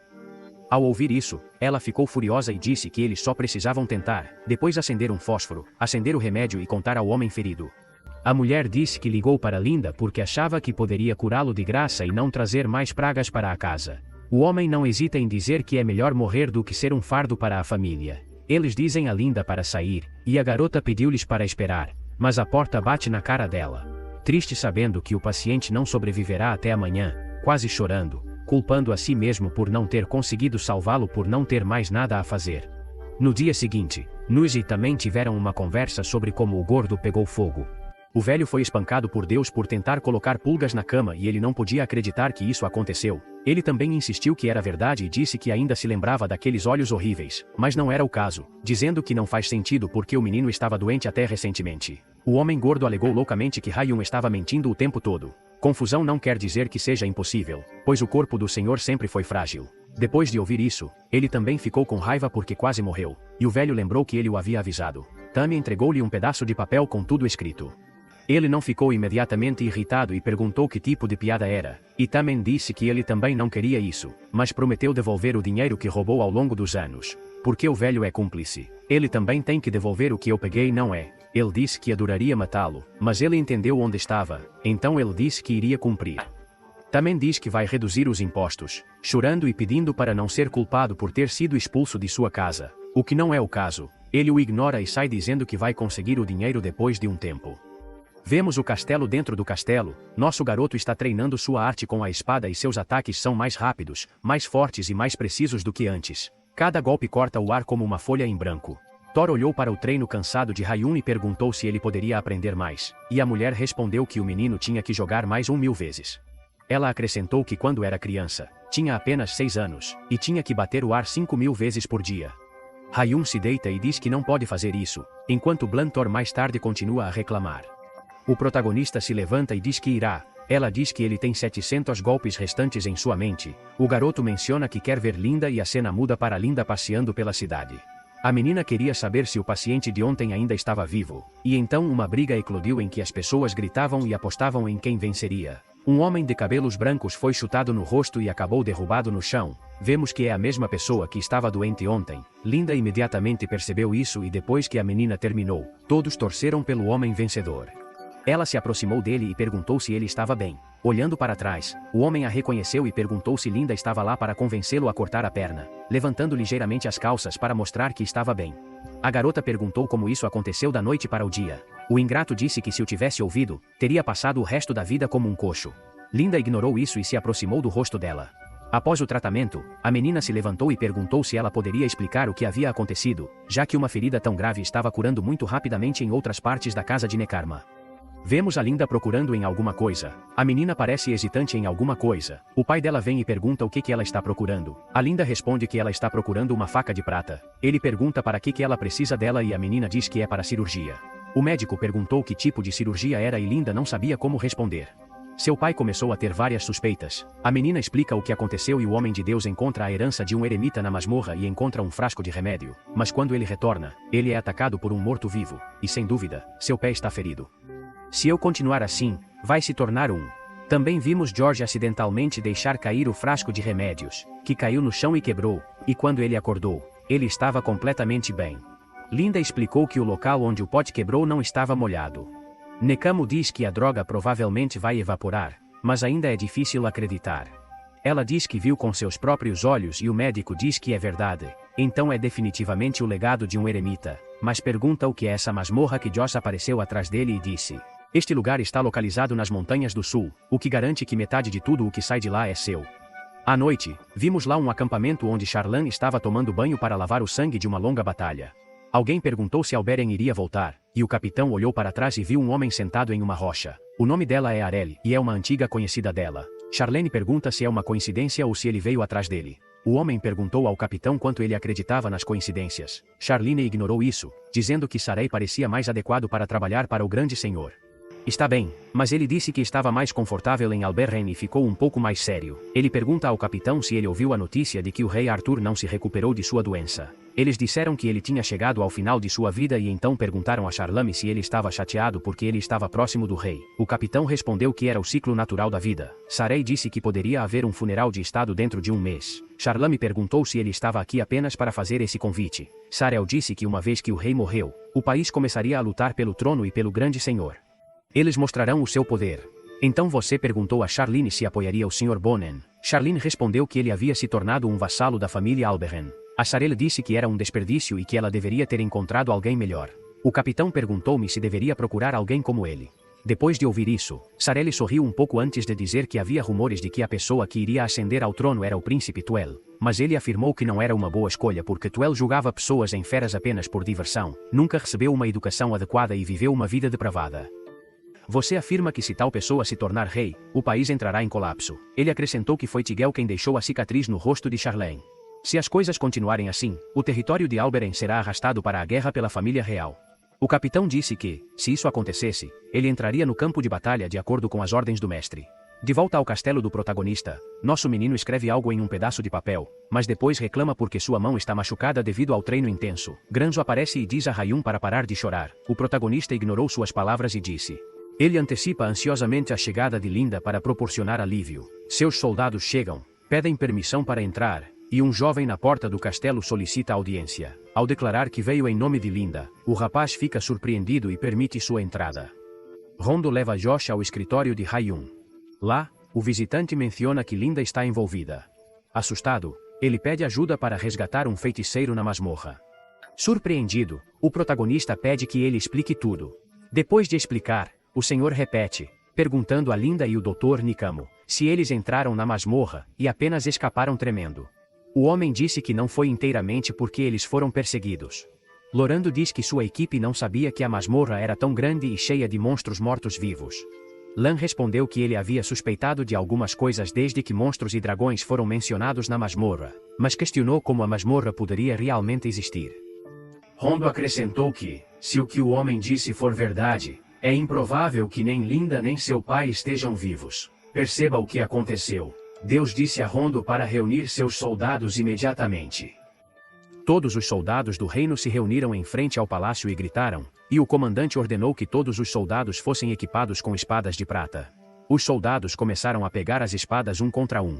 Ele também está vestindo uma armadura de soldado e segurando uma espada, perguntando-se se ela é feita de prata esterlina. Rondo ficou surpreso e perguntou a Deus se ele realmente pretendia treinar com a espada. Ele respondeu que era uma coisa importante, mas seu soldado explicou que, por mais importante que Linda e Nekama fossem, Deus era mais importante. Isso deixa o protagonista tão confuso que parou de treinar. O Senhor diz que ele deve estar errado em discutir uma coisa. Ele disse que a vida é importante, mas eles podem encontrar tesouros gigantes em masmorrões. Com a espada de prata, Parker disse que gosta de tesouros e que, além de tentar salvar Linda e Carmo, ele receberá muitos tesouros nesta masmorra para pagar suas dívidas. Então eles não precisarão se preocupar depois de um tempo. Depois de organizar todos os soldados para a batalha, o Senhor começou a dar discursos dizendo que ele lideraria todos na vanguarda. Ele gritou e afirmou que eles iriam unir todas as suas forças para conquistar esta masmorra, mas isso não excitou os soldados que permaneceram em silêncio. Depois de ouvir todo o discurso do Senhor nervoso, ele achou que ele não parecia um homem de confiança, e se ele fosse um soldado, ele também o acharia ridículo. No entanto, neste momento, o protagonista pensa em uma maneira de mudar a situação gritando, dizendo-se não.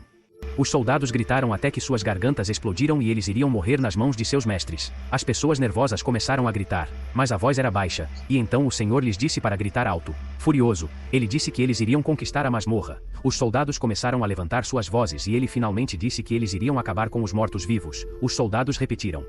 A frase é excitada, dizendo que eles vão tomar uma bebida quando terminarem toda a masmorra. Como você recompensa? Em resposta. Todos os soldados começaram a gritar com entusiasmo pela promessa. Surpreso e nervoso, Rondo diz que não consegue acreditar que é realmente o homem que eles conhecem, e o comandante diz que ele sente o mesmo. O comandante então pergunta se eles não deveriam deixar o senhor entrar nesta masmorra, mas Rondo responde que é difícil para o senhor sair da atmosfera e que sua única opção é continuar monitorando-o. Após o discurso, os protagonistas anunciaram que estavam saindo. Agora o senhor cavalga ao lado do comandante, desejando em sua mente que Linda esteja lá. Está tudo a correr bem. Depois de um tempo, na colina, um grupo inteiro de soldados estava atravessando um caminho rochoso extremamente estreito. Era tão estreito que estavam todos pressionados contra a rocha. O senhor seguiu de perto atrás do comandante, enfrentando Rondo e os outros soldados cansados. Pessoas que pediram ajuda mais cedo achavam que Deus não parecia realmente fraco e covarde, como os rumores diziam. O comandante perguntou se eles estavam longe, e o homem disse que eles estavam quase lá e que chegariam depois de atravessar o desfiladeiro. Irritante, o comandante disse que deveria. Eles relataram a descoberta desta masmorra a Deus e pediram uma recompensa quando a encontraram, mas eles eram muito irresponsáveis com isso. O homem exausto comentou que, no máximo, ele valia apenas algumas moedas de ouro. Então o comandante disse que como eles estavam tão seguros, eles deveriam ir até o fim e não depender de seus mestres. Em resposta, a pessoa simplesmente ficou em silêncio, ouvindo a repreensão, mas algumas pessoas dizem que não há problema em surpreendê-lo. Foi o senhor que disse isso, acrescentou. Levou muita coragem para pedir ajuda, e eles deveriam ter se concentrado apenas em salvar Linda, olhando para trás agora. O homem parecia arrepender-se de tudo o que havia feito e voltou depois de caminhar um pouco, dizendo que tinham chegado ao lugar. É uma caverna muito isolada com uma pequena entrada. Caminhando em direção à entrada, ele mencionou que se você seguir a estrada, você encontrará uma pequena caverna com uma câmara de pedra. Ele explicou que, no início, eles pensaram que era toda a masmorra, mas quando entraram, perceberam que estava além das paredes da masmorra. Câmara de pedra, com uma aldeia subterrânea completa. O senhor perguntou com surpresa se ele realmente disse aldeia subterrânea.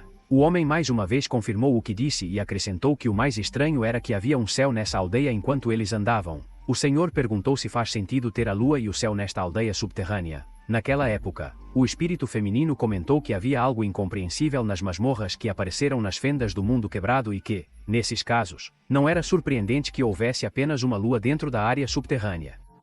Mais dentro, o senhor perguntou ao homem se ele estava separado de Linda e Nekama naquela aldeia subterrânea. Olhando para trás, ele disse que sim, eles provavelmente ainda estavam vivos e escondidos em algum lugar naquela vila. Depois de tanta caminhada, eles chegaram a um lugar que parecia ser uma estrutura artificial. Descendo as escadas, eles notaram um monstro com uma aura maliciosa nas proximidades. Ele é um morto-vivo e veste o uniforme de um soldado. O comandante rapidamente jogou sua espada contra o esqueleto que estava se defendendo com o escudo.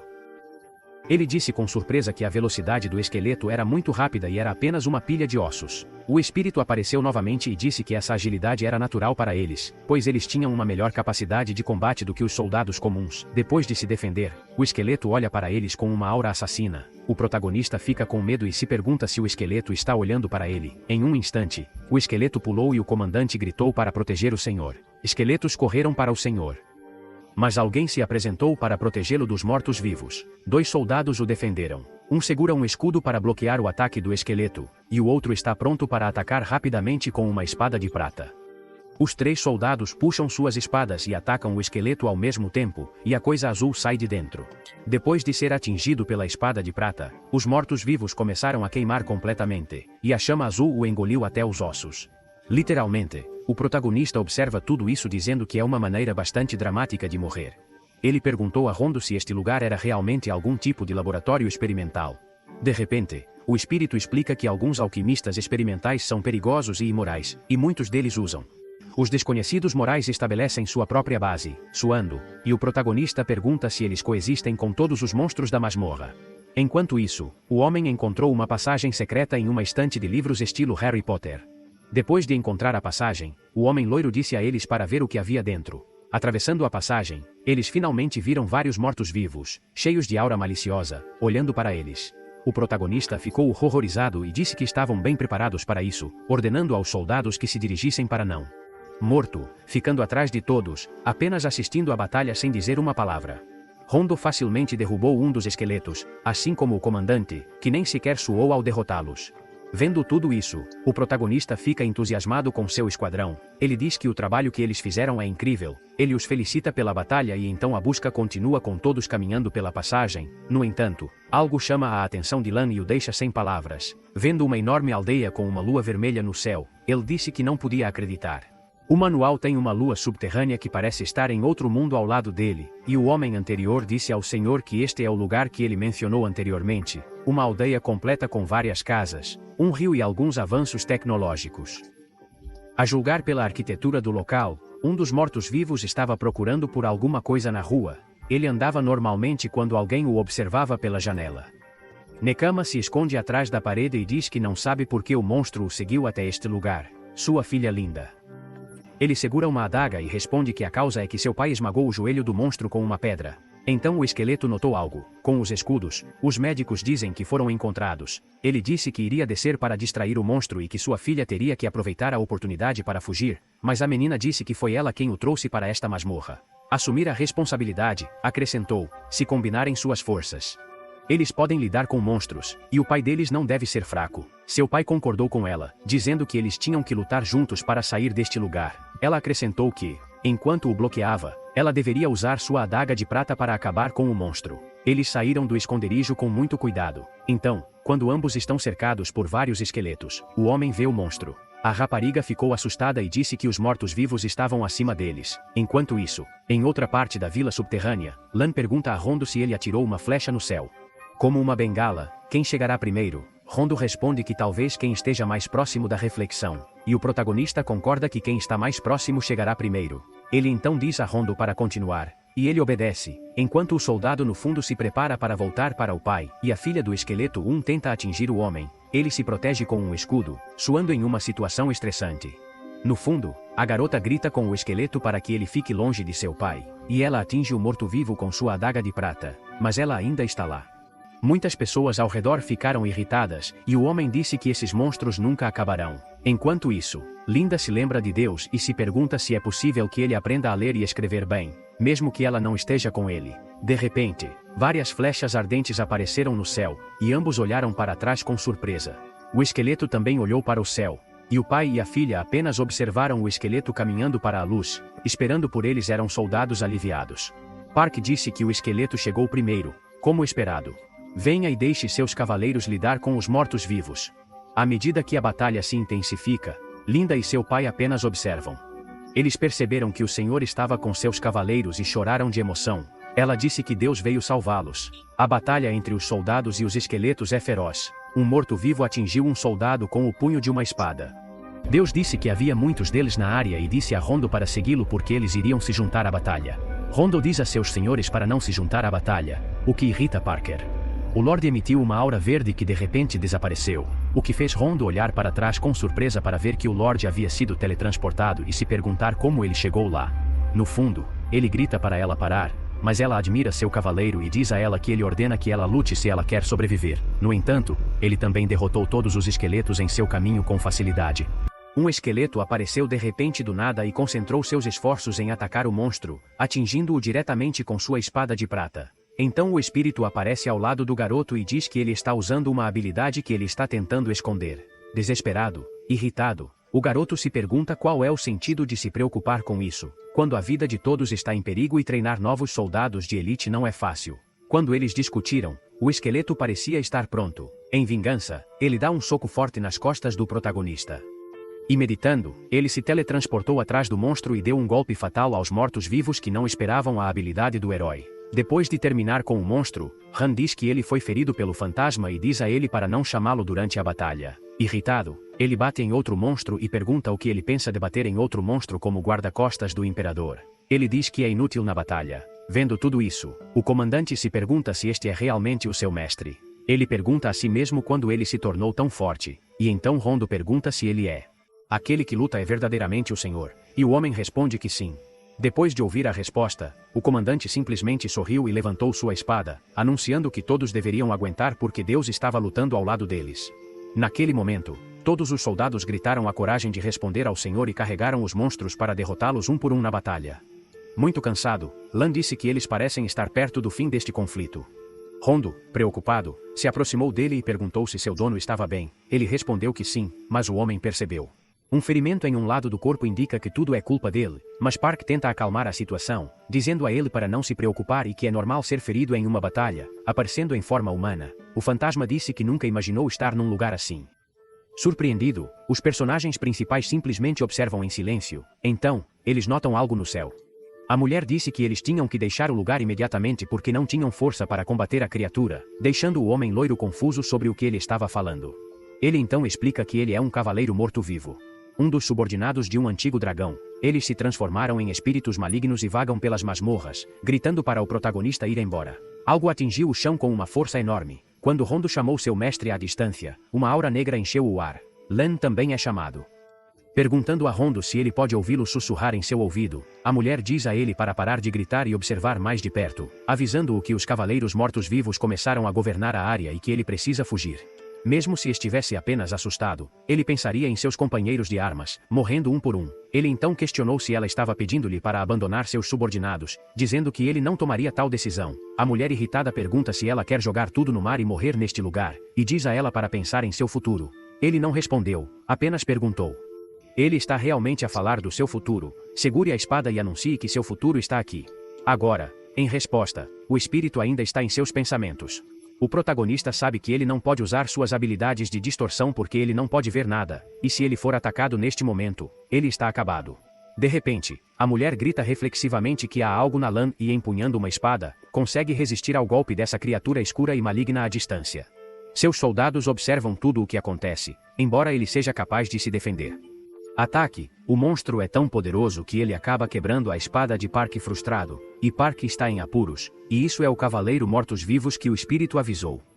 A mulher assustada diz à protagonista que teve sorte, mas que não vai acontecer de novo e que ela deve fugir imediatamente. O monstro carrega uma aura terrível e poderosa, empunhando uma lança pesada e seu escudo. Sua presença era tão intimidante que Lan ficou ali em silêncio, assustado. De repente, o monstro aparece atrás do herói para se preparar. Termine de uma só vez, sinta o movimento, grita mental, concentre-se. Ele começa a ativar suas habilidades especiais e se teletransporta para outro lugar, impedindo o cavaleiro morto-vivo de completar seu ataque, deixando-o muito confuso. Olhando para o chão, o monstro percebeu que o garoto desapareceu rapidamente. O herói aparece no monstro, gritando se ele está procurando por ele, e o monstro se vira e puxa seu cavalo em resposta, correndo imediatamente para o protagonista. O monstro tenta. Crie heróis novamente, mas Lan se teletransporta e aparece atrás do cavaleiro morto-vivo. Ele segurou algo na mão e estava pronto para atacar, jogando uma pedra diretamente na cabeça do monstro. A mulher ficou irritada e perguntou por que ele o provocou e ficou nervoso. Lan acabou de dizer que estava preocupado com o monstro perseguindo um de seus soldados. Em resposta, quando o herói ativou seus poderes, o cavaleiro começou a se virar. Quando o monstro se move na outra direção, o herói grita para desafiá-lo a lutar seriamente, convocando-o para enfrentá-lo dando. É calculado de acordo com a direção em que o monstro está se movendo. O protagonista rapidamente se teletransporta à sua frente, e então seus soldados notam algo. Rondo avisa sobre uma batalha em andamento convocando seu mestre. Linda e seu pai também ficaram parados, apenas observando todo o confronto com suas lanças. O monstro tentou atingir seu alvo, mas ela mal conseguiu esquivá-lo a tempo. Karma assiste, perguntando-se se ela está começando a ver alguma coisa, enquanto Linda também está confusa, perguntando-se se é realmente a pessoa que ela conhece. Enquanto isso, o outro tentou dar o golpe fatal, mas o loiro conseguiu esquivá-lo novamente. Lan, que já estava exausto, se perguntou se ele estava se teletransportando demais e disse que ele começou a se sentir tonto olhando para seu oponente aparentemente invencível. Ele acha que deve se esconder atrás dos escombros primeiro. Ele se perguntou se o monstro nunca se cansa. O espírito responde que isso acontece porque ele está morto e que você não pode derrotar um cavaleiro imortal apenas se escondendo. Lan respondeu que ele já sabia disso, mostrando sua espada quebrada. Hierro partiu-a com um soco, e a mulher disse que se não tinha certeza de que ia vencer, deveria fugir. Ele disse deliberadamente que ele só poderia usar mais 3 teletransportes e, observando de seu esconderijo, ele se perguntou o que era o ruído. Então ele percebeu que seus soldados estavam avançando em direção aos cavaleiros mortos-vivos. Rondo grita que eles estão aqui para ajudar seu mestre, atingindo o monstro com uma espada, que rapidamente o bloqueia com um olhar feroz. O cavaleiro está muito zangado e ataca Rondo com uma lança, fazendo-o cair. Contra o chão, o golpe foi tão poderoso que o soldado vomitou sangue no impacto. Vendo isso, o comandante se prepara para carregar, avançando com toda a sua força enquanto atinge a lança do monstro, dando vários golpes com uma velocidade incrível, mas aparentemente nenhum deles teve um impacto significativo em sua lança. Depois disso, o monstro deu um soco no comandante. O soldado ferido no fundo grita para que todos sigam o senhor. enquanto Lan diz a eles para não se aproximarem dele. Enquanto isso, o monstro está acabando. Uma vez que todos os soldados, a mulher comenta que ele tem soldados verdadeiramente leais e sugere que eles fujam enquanto eles ganham tempo para ele, o que irrita o garoto. Quem lhe perguntou se ele realmente lhe disse para fazer isso, naquela época, percebendo que algo estava acontecendo na frente dele, ela era adorável com o pai. A garota começou a olhar para ele com raiva. A mulher pergunta se ele ainda está hesitando sobre o que fazer e afirma que ela não consegue acreditar que assinou um contrato com uma pessoa tão pobre só para se livrar dos olhos do dragão. Em resposta, ele disse a ela para não. Ele riu muito e disse que também estava nervoso com toda a situação. Ele segurou sua espada com força e disse que ele estava pensando em onde ele estava agora, refletindo profundamente sobre o que ele realmente deveria proteger e o que ele deveria compensar. Ele sorriu e disse que entendeu agora porque havia superado situações extremamente difíceis no passado. Ele garantiu com confiança que também sabia que venceria a batalha de hoje. Em choque, a mulher percebeu que o menino havia aprendido a usar seus poderes. Lance então enfrenta o chefe da masmorra cara a cara. Segurando sua espada com força, ele não sentiu mais o medo que antes. O ferido Ronde olhou para seu mestre e não podia acreditar no que viu. Ao mesmo tempo, a mulher acredita que, embora a concentração de poder tenha sido fraca, ela conseguiu aproveitá-la. Então ela pergunta o que está acontecendo porque ela nunca o viu praticar isso antes. Ele responde que é a primeira vez que ele faz isso, o que deixa a mulher completamente confusa e irritada. Quando ele diz que está chegando, o monstro vai em direção ao protagonista montado a cavalo e tenta acertá-lo diretamente na cabeça. Mas o rapaz conseguiu evitá-lo. O monstro tenta atacar novamente com sua lança, mas também evita. A mulher diz que não sabe qual é o plano do menino, mas que o poder dele não durará muito. Ele responde que sabe disso, e acha que um confronto direto é muito difícil de lidar. Ela olha para o chefe e diz para ele vir até ele. Em resposta, os soldados mortos-vivos correm para o protagonista montado a cavalo. Por curiosidade, a mulher perguntou ao garoto loiro que pretendia ir um pouco mais longe. Lander observou a batalha e chamou seu mestre. Rapidamente capturado, o monstro se aproxima do herói. Park simplesmente absorveu o impacto do golpe com sua espada, voou para o céu sob a força do ataque aéreo e começou a usar suas habilidades, emitindo uma aura verde. O monstro percebe isso e percebe que ele irá aparecer atrás dele, então corre para o protagonista antes de receber qualquer dano, mas o garoto fica firme em seu lugar e está pronto para fazer alguma coisa. Analisando a briga, a mulher comentou que foi surpreendente, já que o rapaz não tentou se teletransportar. Ataque dos mortos-vivos no céu. Lan pede a Rondo para atirar uma espada nele. Agora, de acordo com as ordens de seu mestre, Rondo imediatamente lançou sua espada contra ele. Com uma reação rápida, o garoto agarrou a espada do soldado e depois se preparou para o golpe final. De cima, ele desceu com a espada e atingiu o monstro de frente com todas as suas forças. Algum tempo depois, ainda na vila subterrânea, o protagonista está deitado no chão, completamente curado. Então ele acorda, abre os olhos e vê Linda, o homem e Rondo. Quem o cumprimentou com um sorriso, se levantou e se apoiou em Linda, quem disse para ter cuidado. O garoto sorriu e disse que estava feliz por ela ter chorado. Ela agradeceu a ele por salvá-la, e então chorou ainda mais, agradecendo que ele estava vivo, e Park disse a ele que não havia necessidade de chorar. Mudando de assunto, ele pergunta se ela tratou suas feridas, e a menina responde que não é ela, mas sim seu pai. Nervosamente perguntando onde está seu pai. Linda responde que está tratando os soldados agora, e Lan comenta que ela deve estar ocupada. Feliz, o senhor pediu a Rondo, com um rosto sério, que relatasse as perdas sofridas por seus soldados.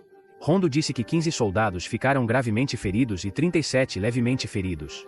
Lan pergunta se há algum fatal, e Rondo responde que não, mesmo um ferimento grave não é fatal, para o alívio do garoto loiro, que diz que é uma boa notícia. A menina diz que tudo isso é culpa dela e que aceitará qualquer castigo que seu mestre lhe possa. Coloque as mãos no peito dele. O rapaz disse que foi culpa dele por ter voltado. Perfeitamente informado da situação, o protagonista diz que ele ouviu deles que ela entrou na masmorra em busca de evidências de um remédio incrível. Nervosamente, ele me perguntou se eu poderia encontrá-lo. O homem disse que se eles encontraram alguma coisa, e Linda mencionou que eles encontraram um texto antigo em uma câmara de pedra perto da entrada da masmorra. No entanto, algumas partes estavam danificadas e o texto precisava ser traduzido. O homem acrescentou que eles também descobriram um elixir de vida que curaria instantaneamente sua perna necrótica. No entanto, Lan disse que a primeira coisa que eles deveriam fazer foi escrita antiga. Em resposta, a menina disse que do ponto de vista da eficácia do remédio, vale a pena estudar mais e que, à medida que mais tempo tiver para traduzir o texto, tentará reproduzir o remédio. O senhor ficou entusiasmado com sua resposta e disse que parecia que deveria confiar nela porque ela era tão apegada. Feliz com o comentário, ela respondeu que ele teria sucesso, embora na época ele pediu a Linda para ajudar o pai a tratar o soldado, e a menina aceitou com as mãos nos cintos. O rapaz disse que o resto dos soldados estava em boas condições. Eles vão procurar o tesouro, alegando que não podem sair da masmorra de mãos vazias. Após a busca, os soldados animados aplaudiram e comemoraram. Todos estão frustrados porque não encontraram nada na caça ao tesouro. A mulher zomba do protagonista quando ele diz que acha que o lugar tem uma boa oportunidade, mas aparentemente caiu no abismo do desespero. Rondo informa-lhes que eles tinham feito todos os preparativos para retornar ao castelo, aceitando a situação. Ulan disse que deveria. Eles querem voltar e viver é o suficiente. Os soldados começaram a deixar a aldeia com seus mestres. Eles caminham felizes pela estrada, enquanto o protagonista fica inexpressivo por algum tempo depois de retornar ao reino, deitado na grama no palácio de Lord Lan Albarai em um dia ensolarado. Cansado, ele diz que se sente um pouco com sono, enquanto o espírito irritado diz para treinar. Alguém se aproximou do rapaz e chamou sua atenção. É o Rondo. Quem lhe disse que o tesoureiro estava esperando por você no seu escritório? O cavalheiro, chateado, diz que não quer andar e pede a Rondo que diga ao tesoureiro para que ele desça as escadas. O tesoureiro ficou zangado porque ele subiu para o escritório e foi informado para descer novamente. Exausto, ele reclamou que seus joelhos não estavam bem, mas eles ainda o tratavam como um cachorro. Depois de muito esforço físico, ele chegou ao pátio do castelo. O protagonista pediu desculpas por recebê-lo assim. Mas ele acha que o sol é muito agradável. O tesoureiro fingiu compaixão e disse que não havia problema. Lan então disse a Rondo que queria falar com o tesoureiro em particular. Como solicitado, o soldado começou a se afastar, mudando de tom. Park disse que ficou chocado quando foi ao porão na noite passada, o que deixou Tamen muito assustado com o comentário. Suando profusamente e nervosamente perguntando se algo aconteceu com Sua Majestade. O homem loiro respondeu que o cofre do porão estava completamente vazio e cheio de assassinato. Ela disse que pensou que o homem voltasse. Este é o dinheiro que ele roubou porque ele o manteve vivo. Ele continua, o que o tesoureiro assustado estava fazendo enquanto sua esposa arriscou a vida na masmorra tentando ganhar dinheiro. O homem pediu desculpas, explicando que o dinheiro estava distribuído entre vários bens, e que precisava de tempo para coletar tudo, mas o protagonista diz que se outras pessoas o ouvirem, podem pensar que ele está tentando roubá-lo e que o dinheiro é legal, e o homem apenas olha para ele e acena com a cabeça. Lan disse aguçadamente que sempre que ele pensava no cofre vazio, ele sentia saudade. Matá-lo e nomear um novo tesoureiro. Ele acrescentou que se ele ainda estivesse pedindo dinheiro amigavelmente, ainda melhor, exalando uma aura mortal. Ele perguntou se havia algum problema e se o tesoureiro achava que era injusto. O homem ficou assustado e disse que não havia problema. Park continuou dizendo que o administrador mencionou que os residentes estavam bastante satisfeitos com os cortes de impostos, perguntando ao ministro das Finanças se ele sabia que tudo o que ele ouviu era por causa dele. Então, finalmente, diga a ele para fazer pelo menos metade do que os administradores fazem não mais.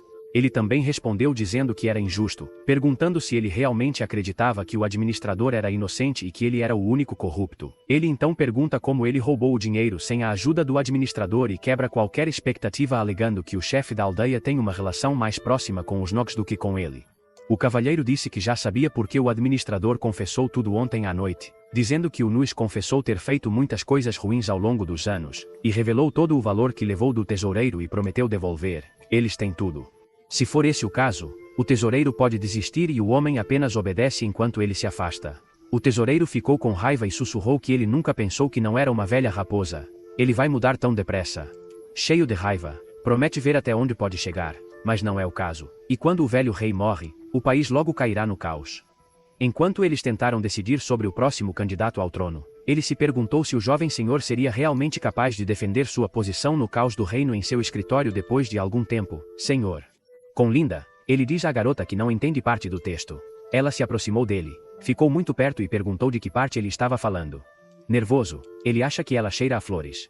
Percebendo a qual parte se referia, ela explicou que era uma língua antiga. Ela perguntou se ele se lembrava de quando ela escreveu para que ele se lembrasse, e ele disse que sim.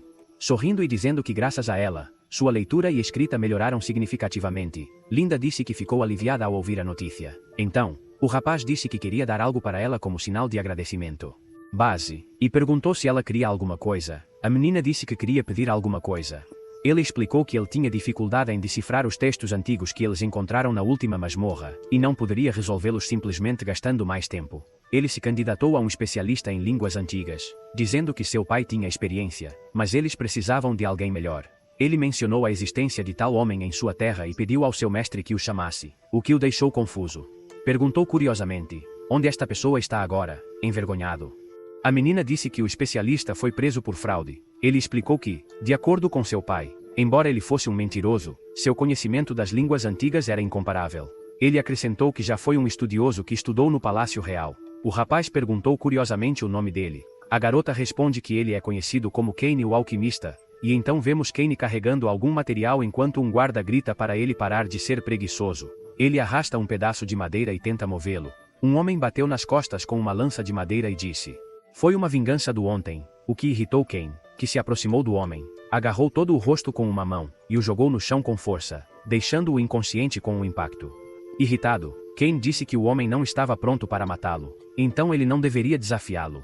Então alguém chamou o alquimista. Havia vários guardas, e um deles ordenou que os prisioneiros largassem as lanças imediatamente. O homem rapidamente obedeceu às ordens, mas acabou sendo espancado. Vários guardas se aproximaram do homem e o espancaram diversas vezes. Algum tempo depois, a culata de sua lança estava na mesma seção de prisioneiros. Quem está sem camisa e coberto de hematomas que foi espancado antes? Então você reparou que um hematoma severo perto das costelas começou a extrair líquido de uma folha e a aplicar na ferida como uma pomada. Alguém chamou-lhe. Ele era um dos guardas na época. Pediu-lhe que levasse algo para a carruagem, pois eles precisavam ir a algum lugar, e algum tempo depois de voltar ao escritório começou a suspeitar que o senhor não estava lá. Alan informou-lhe que o capitão da guarda havia deixado a vila de Graham e estava indo para o castelo, entusiasmado com a notícia. Os senhores disseram que deveriam recompensar o capitão quando ele voltar ao castelo. Ele perguntou se a eliminação de um grupo de 400 bandidos era uma grande conquista, e ele discordou, mas mencionou que estava preocupado com a situação. Curioso, o garoto loiro perguntou o que era. Prefiere nos explica que foi um erro permitir que o capitão da guarda perseguisse o grupo de bandidos através do desfiladeiro escarlate para a terra de Lovelon. Ele disse que Lord Lovelon sempre cobiçou suas terras e temia que o incidente lhe deu uma razão para invadir o reino. O cavalheiro, no entanto, argumentou que o grupo costuma matar e roubar em Lovelon, e perguntou se eles não acabaram ajudando de alguma forma. Não é. No entanto, ele disse que o Sr. Lovelon não é um homem que se preocupa com as pessoas. Explique se eles entrarem em conflito. Com Alan, os habitantes sofrerão muito e a melhor opção é evitar a todo custo esta guerra perdida. O senhor perguntou o que ele deveria fazer se ele tivesse que se ajoelhar e pedir desculpas. O administrador sugeriu que eles poderiam enviar um mensageiro com uma compensação adequada, o que levou o cavalheiro infeliz a questionar qual seria essa compensação. Não respondeu que deveria ser cerca de 20.000 moedas de ouro, o que deixou a parte completamente surpresa com uma quantia tão alta. No entanto, não há explicação de que deveria estar próximo desse número. Para evitar ofender o orgulho de Lord de Lovron, o jovem Lord disse a ele para se reportar ao tesoureiro, após a aposentadoria do administrador. O senhor pensou que provavelmente deveria esquecer a ideia de recompensar os guardas. Rondo entra no escritório, e relata que o prisioneiro chegou, e Lan ordena que ele o deixe passar. Eles abriram a porta e levaram o prisioneiro, forçando-o a se ajoelhar na frente de Lord Lan. Lan levantou-se e disse ao homem que segurava um pedaço de papel para olhar para cima. Lan disse que ele ouviu dizer que esse homem era um especialista em línguas antigas, e esse homem era assim. No entanto, Lan mais tarde perguntou por que ele mentiu para o comerciante de Carmui 4 anos atrás, alegando que ele poderia fazer um boneco de pedra, e ele respondeu com confiança que ele não estava mentindo e que ele realmente acreditava que poderia fazer um boneco desconfortável. Lan perguntou por que ele não teve sucesso, apontando que o empresário confiava nele e que ele abaixou a cabeça e investiu muito dinheiro em vão. Quem disse que os erros devem ocorrer para ter sucesso, embora o experimento fracassado não mentisse? O curioso Park perguntou que tipo de manequim estava tentando fazer olhando para Sua Majestade. O homem diz que um manequim é um objeto que, embora não seja humano, pode trabalhar como um ser humano.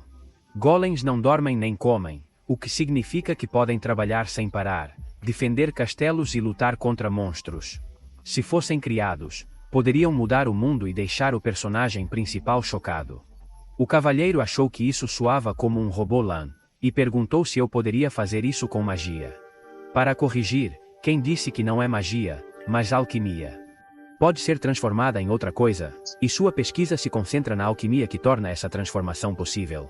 Ele continuou dizendo que alguns alquimistas antigos tinham criado golems e descoberto a proporção áurea de vários elementos que podem mudar a forma de objetos existentes, acrescentando que estava prestes a descobrir essa proporção elemental. O menino ficou um pouco cético, e perguntou ao espírito o que ele pensou de tudo isso e se era verdade. O espírito ficou irritado, perguntou-se se ele estava afetado pelas palavras e mais tarde chamou-o de um tolo fraco. Reconhecendo que os antigos alquimistas eram conhecidos por manipular objetos e transformá-los em outras formas, os seres humanos não estavam completamente errados. Olhando para o veredicto, Park diz a Ken que ele foi sentenciado a 10 anos de prisão e parece que faltam 6 anos. Então Park disse que queria fazer algumas sugestões. Ele explicou que eles encontraram um texto antigo na masmorra e perguntaram se alguém poderia traduzi-lo. Se alguém conseguiu traduzir o texto, Park excluiria o resto de sua sentença e o libertaria imediatamente. Ele perguntou ao homem o que estava pensando.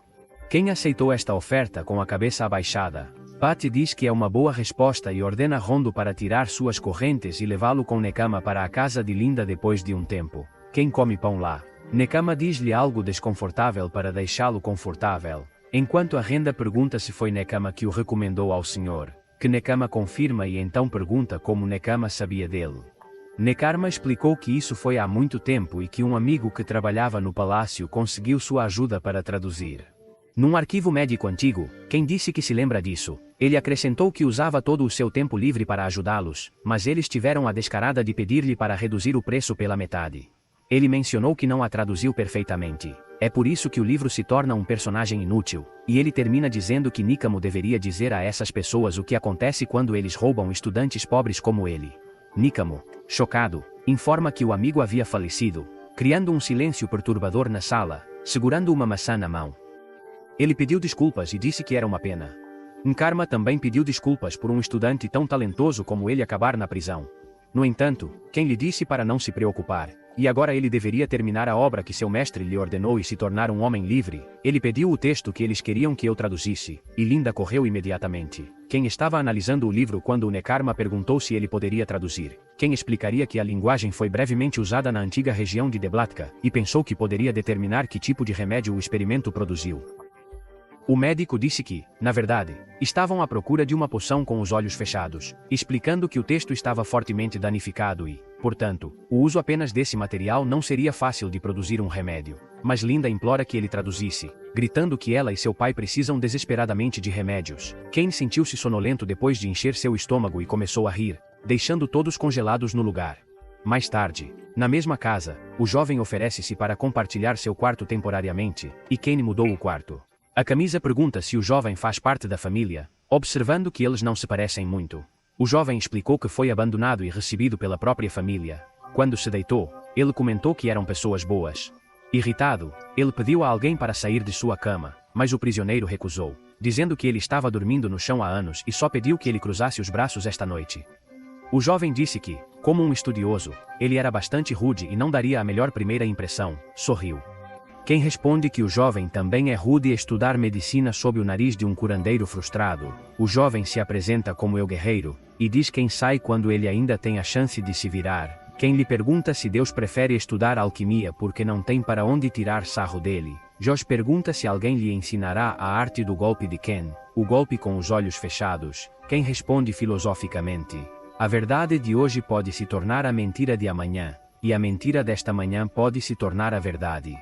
No dia seguinte, essa filosofia confusa deixou Deus profundamente confuso e cada vez mais irritado. Ao mesmo tempo, uma luz verde apareceu na torre da aldeia. Ele é o protagonista. Lan se teletransporta e olha para a aldeia de cima, perguntando se hoje é o dia em que ele deveria sair. Camus se teletransporta novamente e reaparece em outra parte da aldeia, satisfeito, percebendo que seu poder está aumentando, permitindo-lhe percorrer distâncias maiores de uma só vez sem esforço. A voz da mulher perguntou até onde ele pretendia ir. Ele tirou um pedaço de papel do bolso até poder ver o mar. Ele explicou que o território do sul fica próximo ao oceano. Ele disse com um sorriso, já que eles vieram de tão longe. Ele quer aproveitar a brisa do mar e depois pular fortemente do penhasco enquanto ele ainda está no ar para ativar suas habilidades. Enquanto isso, um navio navegava pelo oceano. É um grande navio pirata com muitos canhões nas laterais. Na costa, vários piratas se reuniram e o capitão anunciou com entusiasmo que a caça a escravos hoje seria fácil. Ele abriu os braços e declarou que Albaron tinha a defesa mais fraca que eles já viram. Ele cerrou os punhos e prometeu provar o quão estúpido era o cavalheiro endividado e disse que iria demolir. Sua defesa acrescenta que os escravos são equivalentes ao dinheiro e que devem sujar produtos ou satisfazer seus desejos. Caso contrário, acabam sendo comida para os tubarões. Um servidor diz ao capitão que este é o seu primeiro roubo. O capitão confirmou isso e instruiu-os a capturar os escravos. Quando sua filha o ligou, ele perguntou onde ele estava, lembrando-o que essas pessoas um dia seriam seus subordinados. Mas a garota disse com confiança que ela tinha um plano melhor. Ele sugeriu que, além de sequestrar escravos, eles deveriam. O senhor que capturou o castelo de Albarão olhou para sua filha, e o homem disse a ela para não falar bobagens. Ele explica que, embora seus guardas sejam escassos, eles são fortes o suficiente para destruí-los antes de chegarem ao castelo. Além disso, ele mencionou que Charim, um cavaleiro do palácio, estava pronto para atacar. No entanto, a garota surpreendeu o homem ao insistir que cuidaria disso. O capitão a avisa que ela não pode jogar um esquema assim quando ela é a capitã do traficante de escravos, mas a garota argumenta que se eles derrotarem Charlene, eles se virarão. As celebridades estão preocupadas, e os homens dizem que a fama só traz mais inimigos. Ele acrescentou que eles já tinham ganhado muito dinheiro e perguntou quais eram os problemas. A garota respondeu que ela não queria administrar escravos, ela queria ser uma espada chinesa, lembrando-a de que até ele reconheceu suas habilidades. O homem disse a ela para não se apressar, garantindo que daqui a alguns anos seria uma das melhores espadas chinesas do continente. Dong Sebania pergunta se ela não percebe quanto dinheiro ela colocou para torná-lo o melhor possível, mas a menina responde que uma espada que não luta não cresce. Frustrada, ela deixou o pai, que gritou atrás dela, e perguntou para onde ela estava indo. O homem grita por sua filha, Tess, e pede que ela volte imediatamente. Ele corre atrás dela, e continua a gritar. Enquanto isso, o protagonista se teletransporta para o mar e fica feliz por estar lá, dizendo que seria melhor se ele viesse durante o dia, mencionando que ele deveria construir uma casa de verão. Naquele lugar, ele começou a pensar no futuro, imaginando-se casado e brincando com os filhos na praia, quebrando a atmosfera.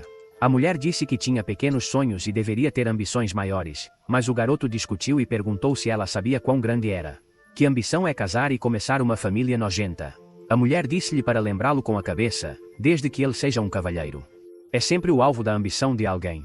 Em resposta, o rapaz disse que lutaria se fosse assim. Ele explicou que perdeu tudo na terra onde viveu, mas agora não vai perder mais nada. Essa é a posição dele. Após essa resposta, havia um silêncio perturbador no ar, e o espírito permaneceu em silêncio.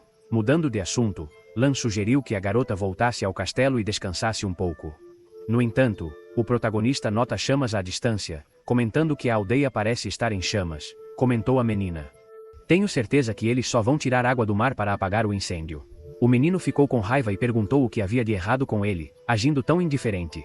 Furioso, ele disse que era a sua terra, que era o seu povo, e então usou seus poderes para se teletransportar daquele lugar, chegando rapidamente à aldeia e viu o caos se desenrolar diante de seus olhos.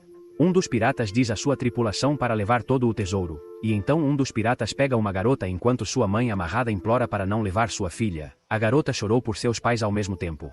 O protagonista em choque apenas olha para tudo, lembra quando sua própria aldeia foi completamente destruída, lembra de correr com sua irmã, mas ela cai no chão, um relâmpago atravessa seu corpo em suor frio, percebe algo, sua irmã fica paralisada quando um monstro se aproxima e um dos monstros a agarra, enquanto o protagonista se esconde, tremendo e chorando por ela não ter feito nada. De repente, todas essas memórias voltam de repente. Furioso, ele gritou e perguntou se eles acreditavam que este era o seu campo de caça e como eles sabiam. Eles se atreveram a fazer isso em suas terras. Ele pegou uma adaga de seu cinto com uma aura assassina, e declarou que eles estavam em sérios problemas atrás dele.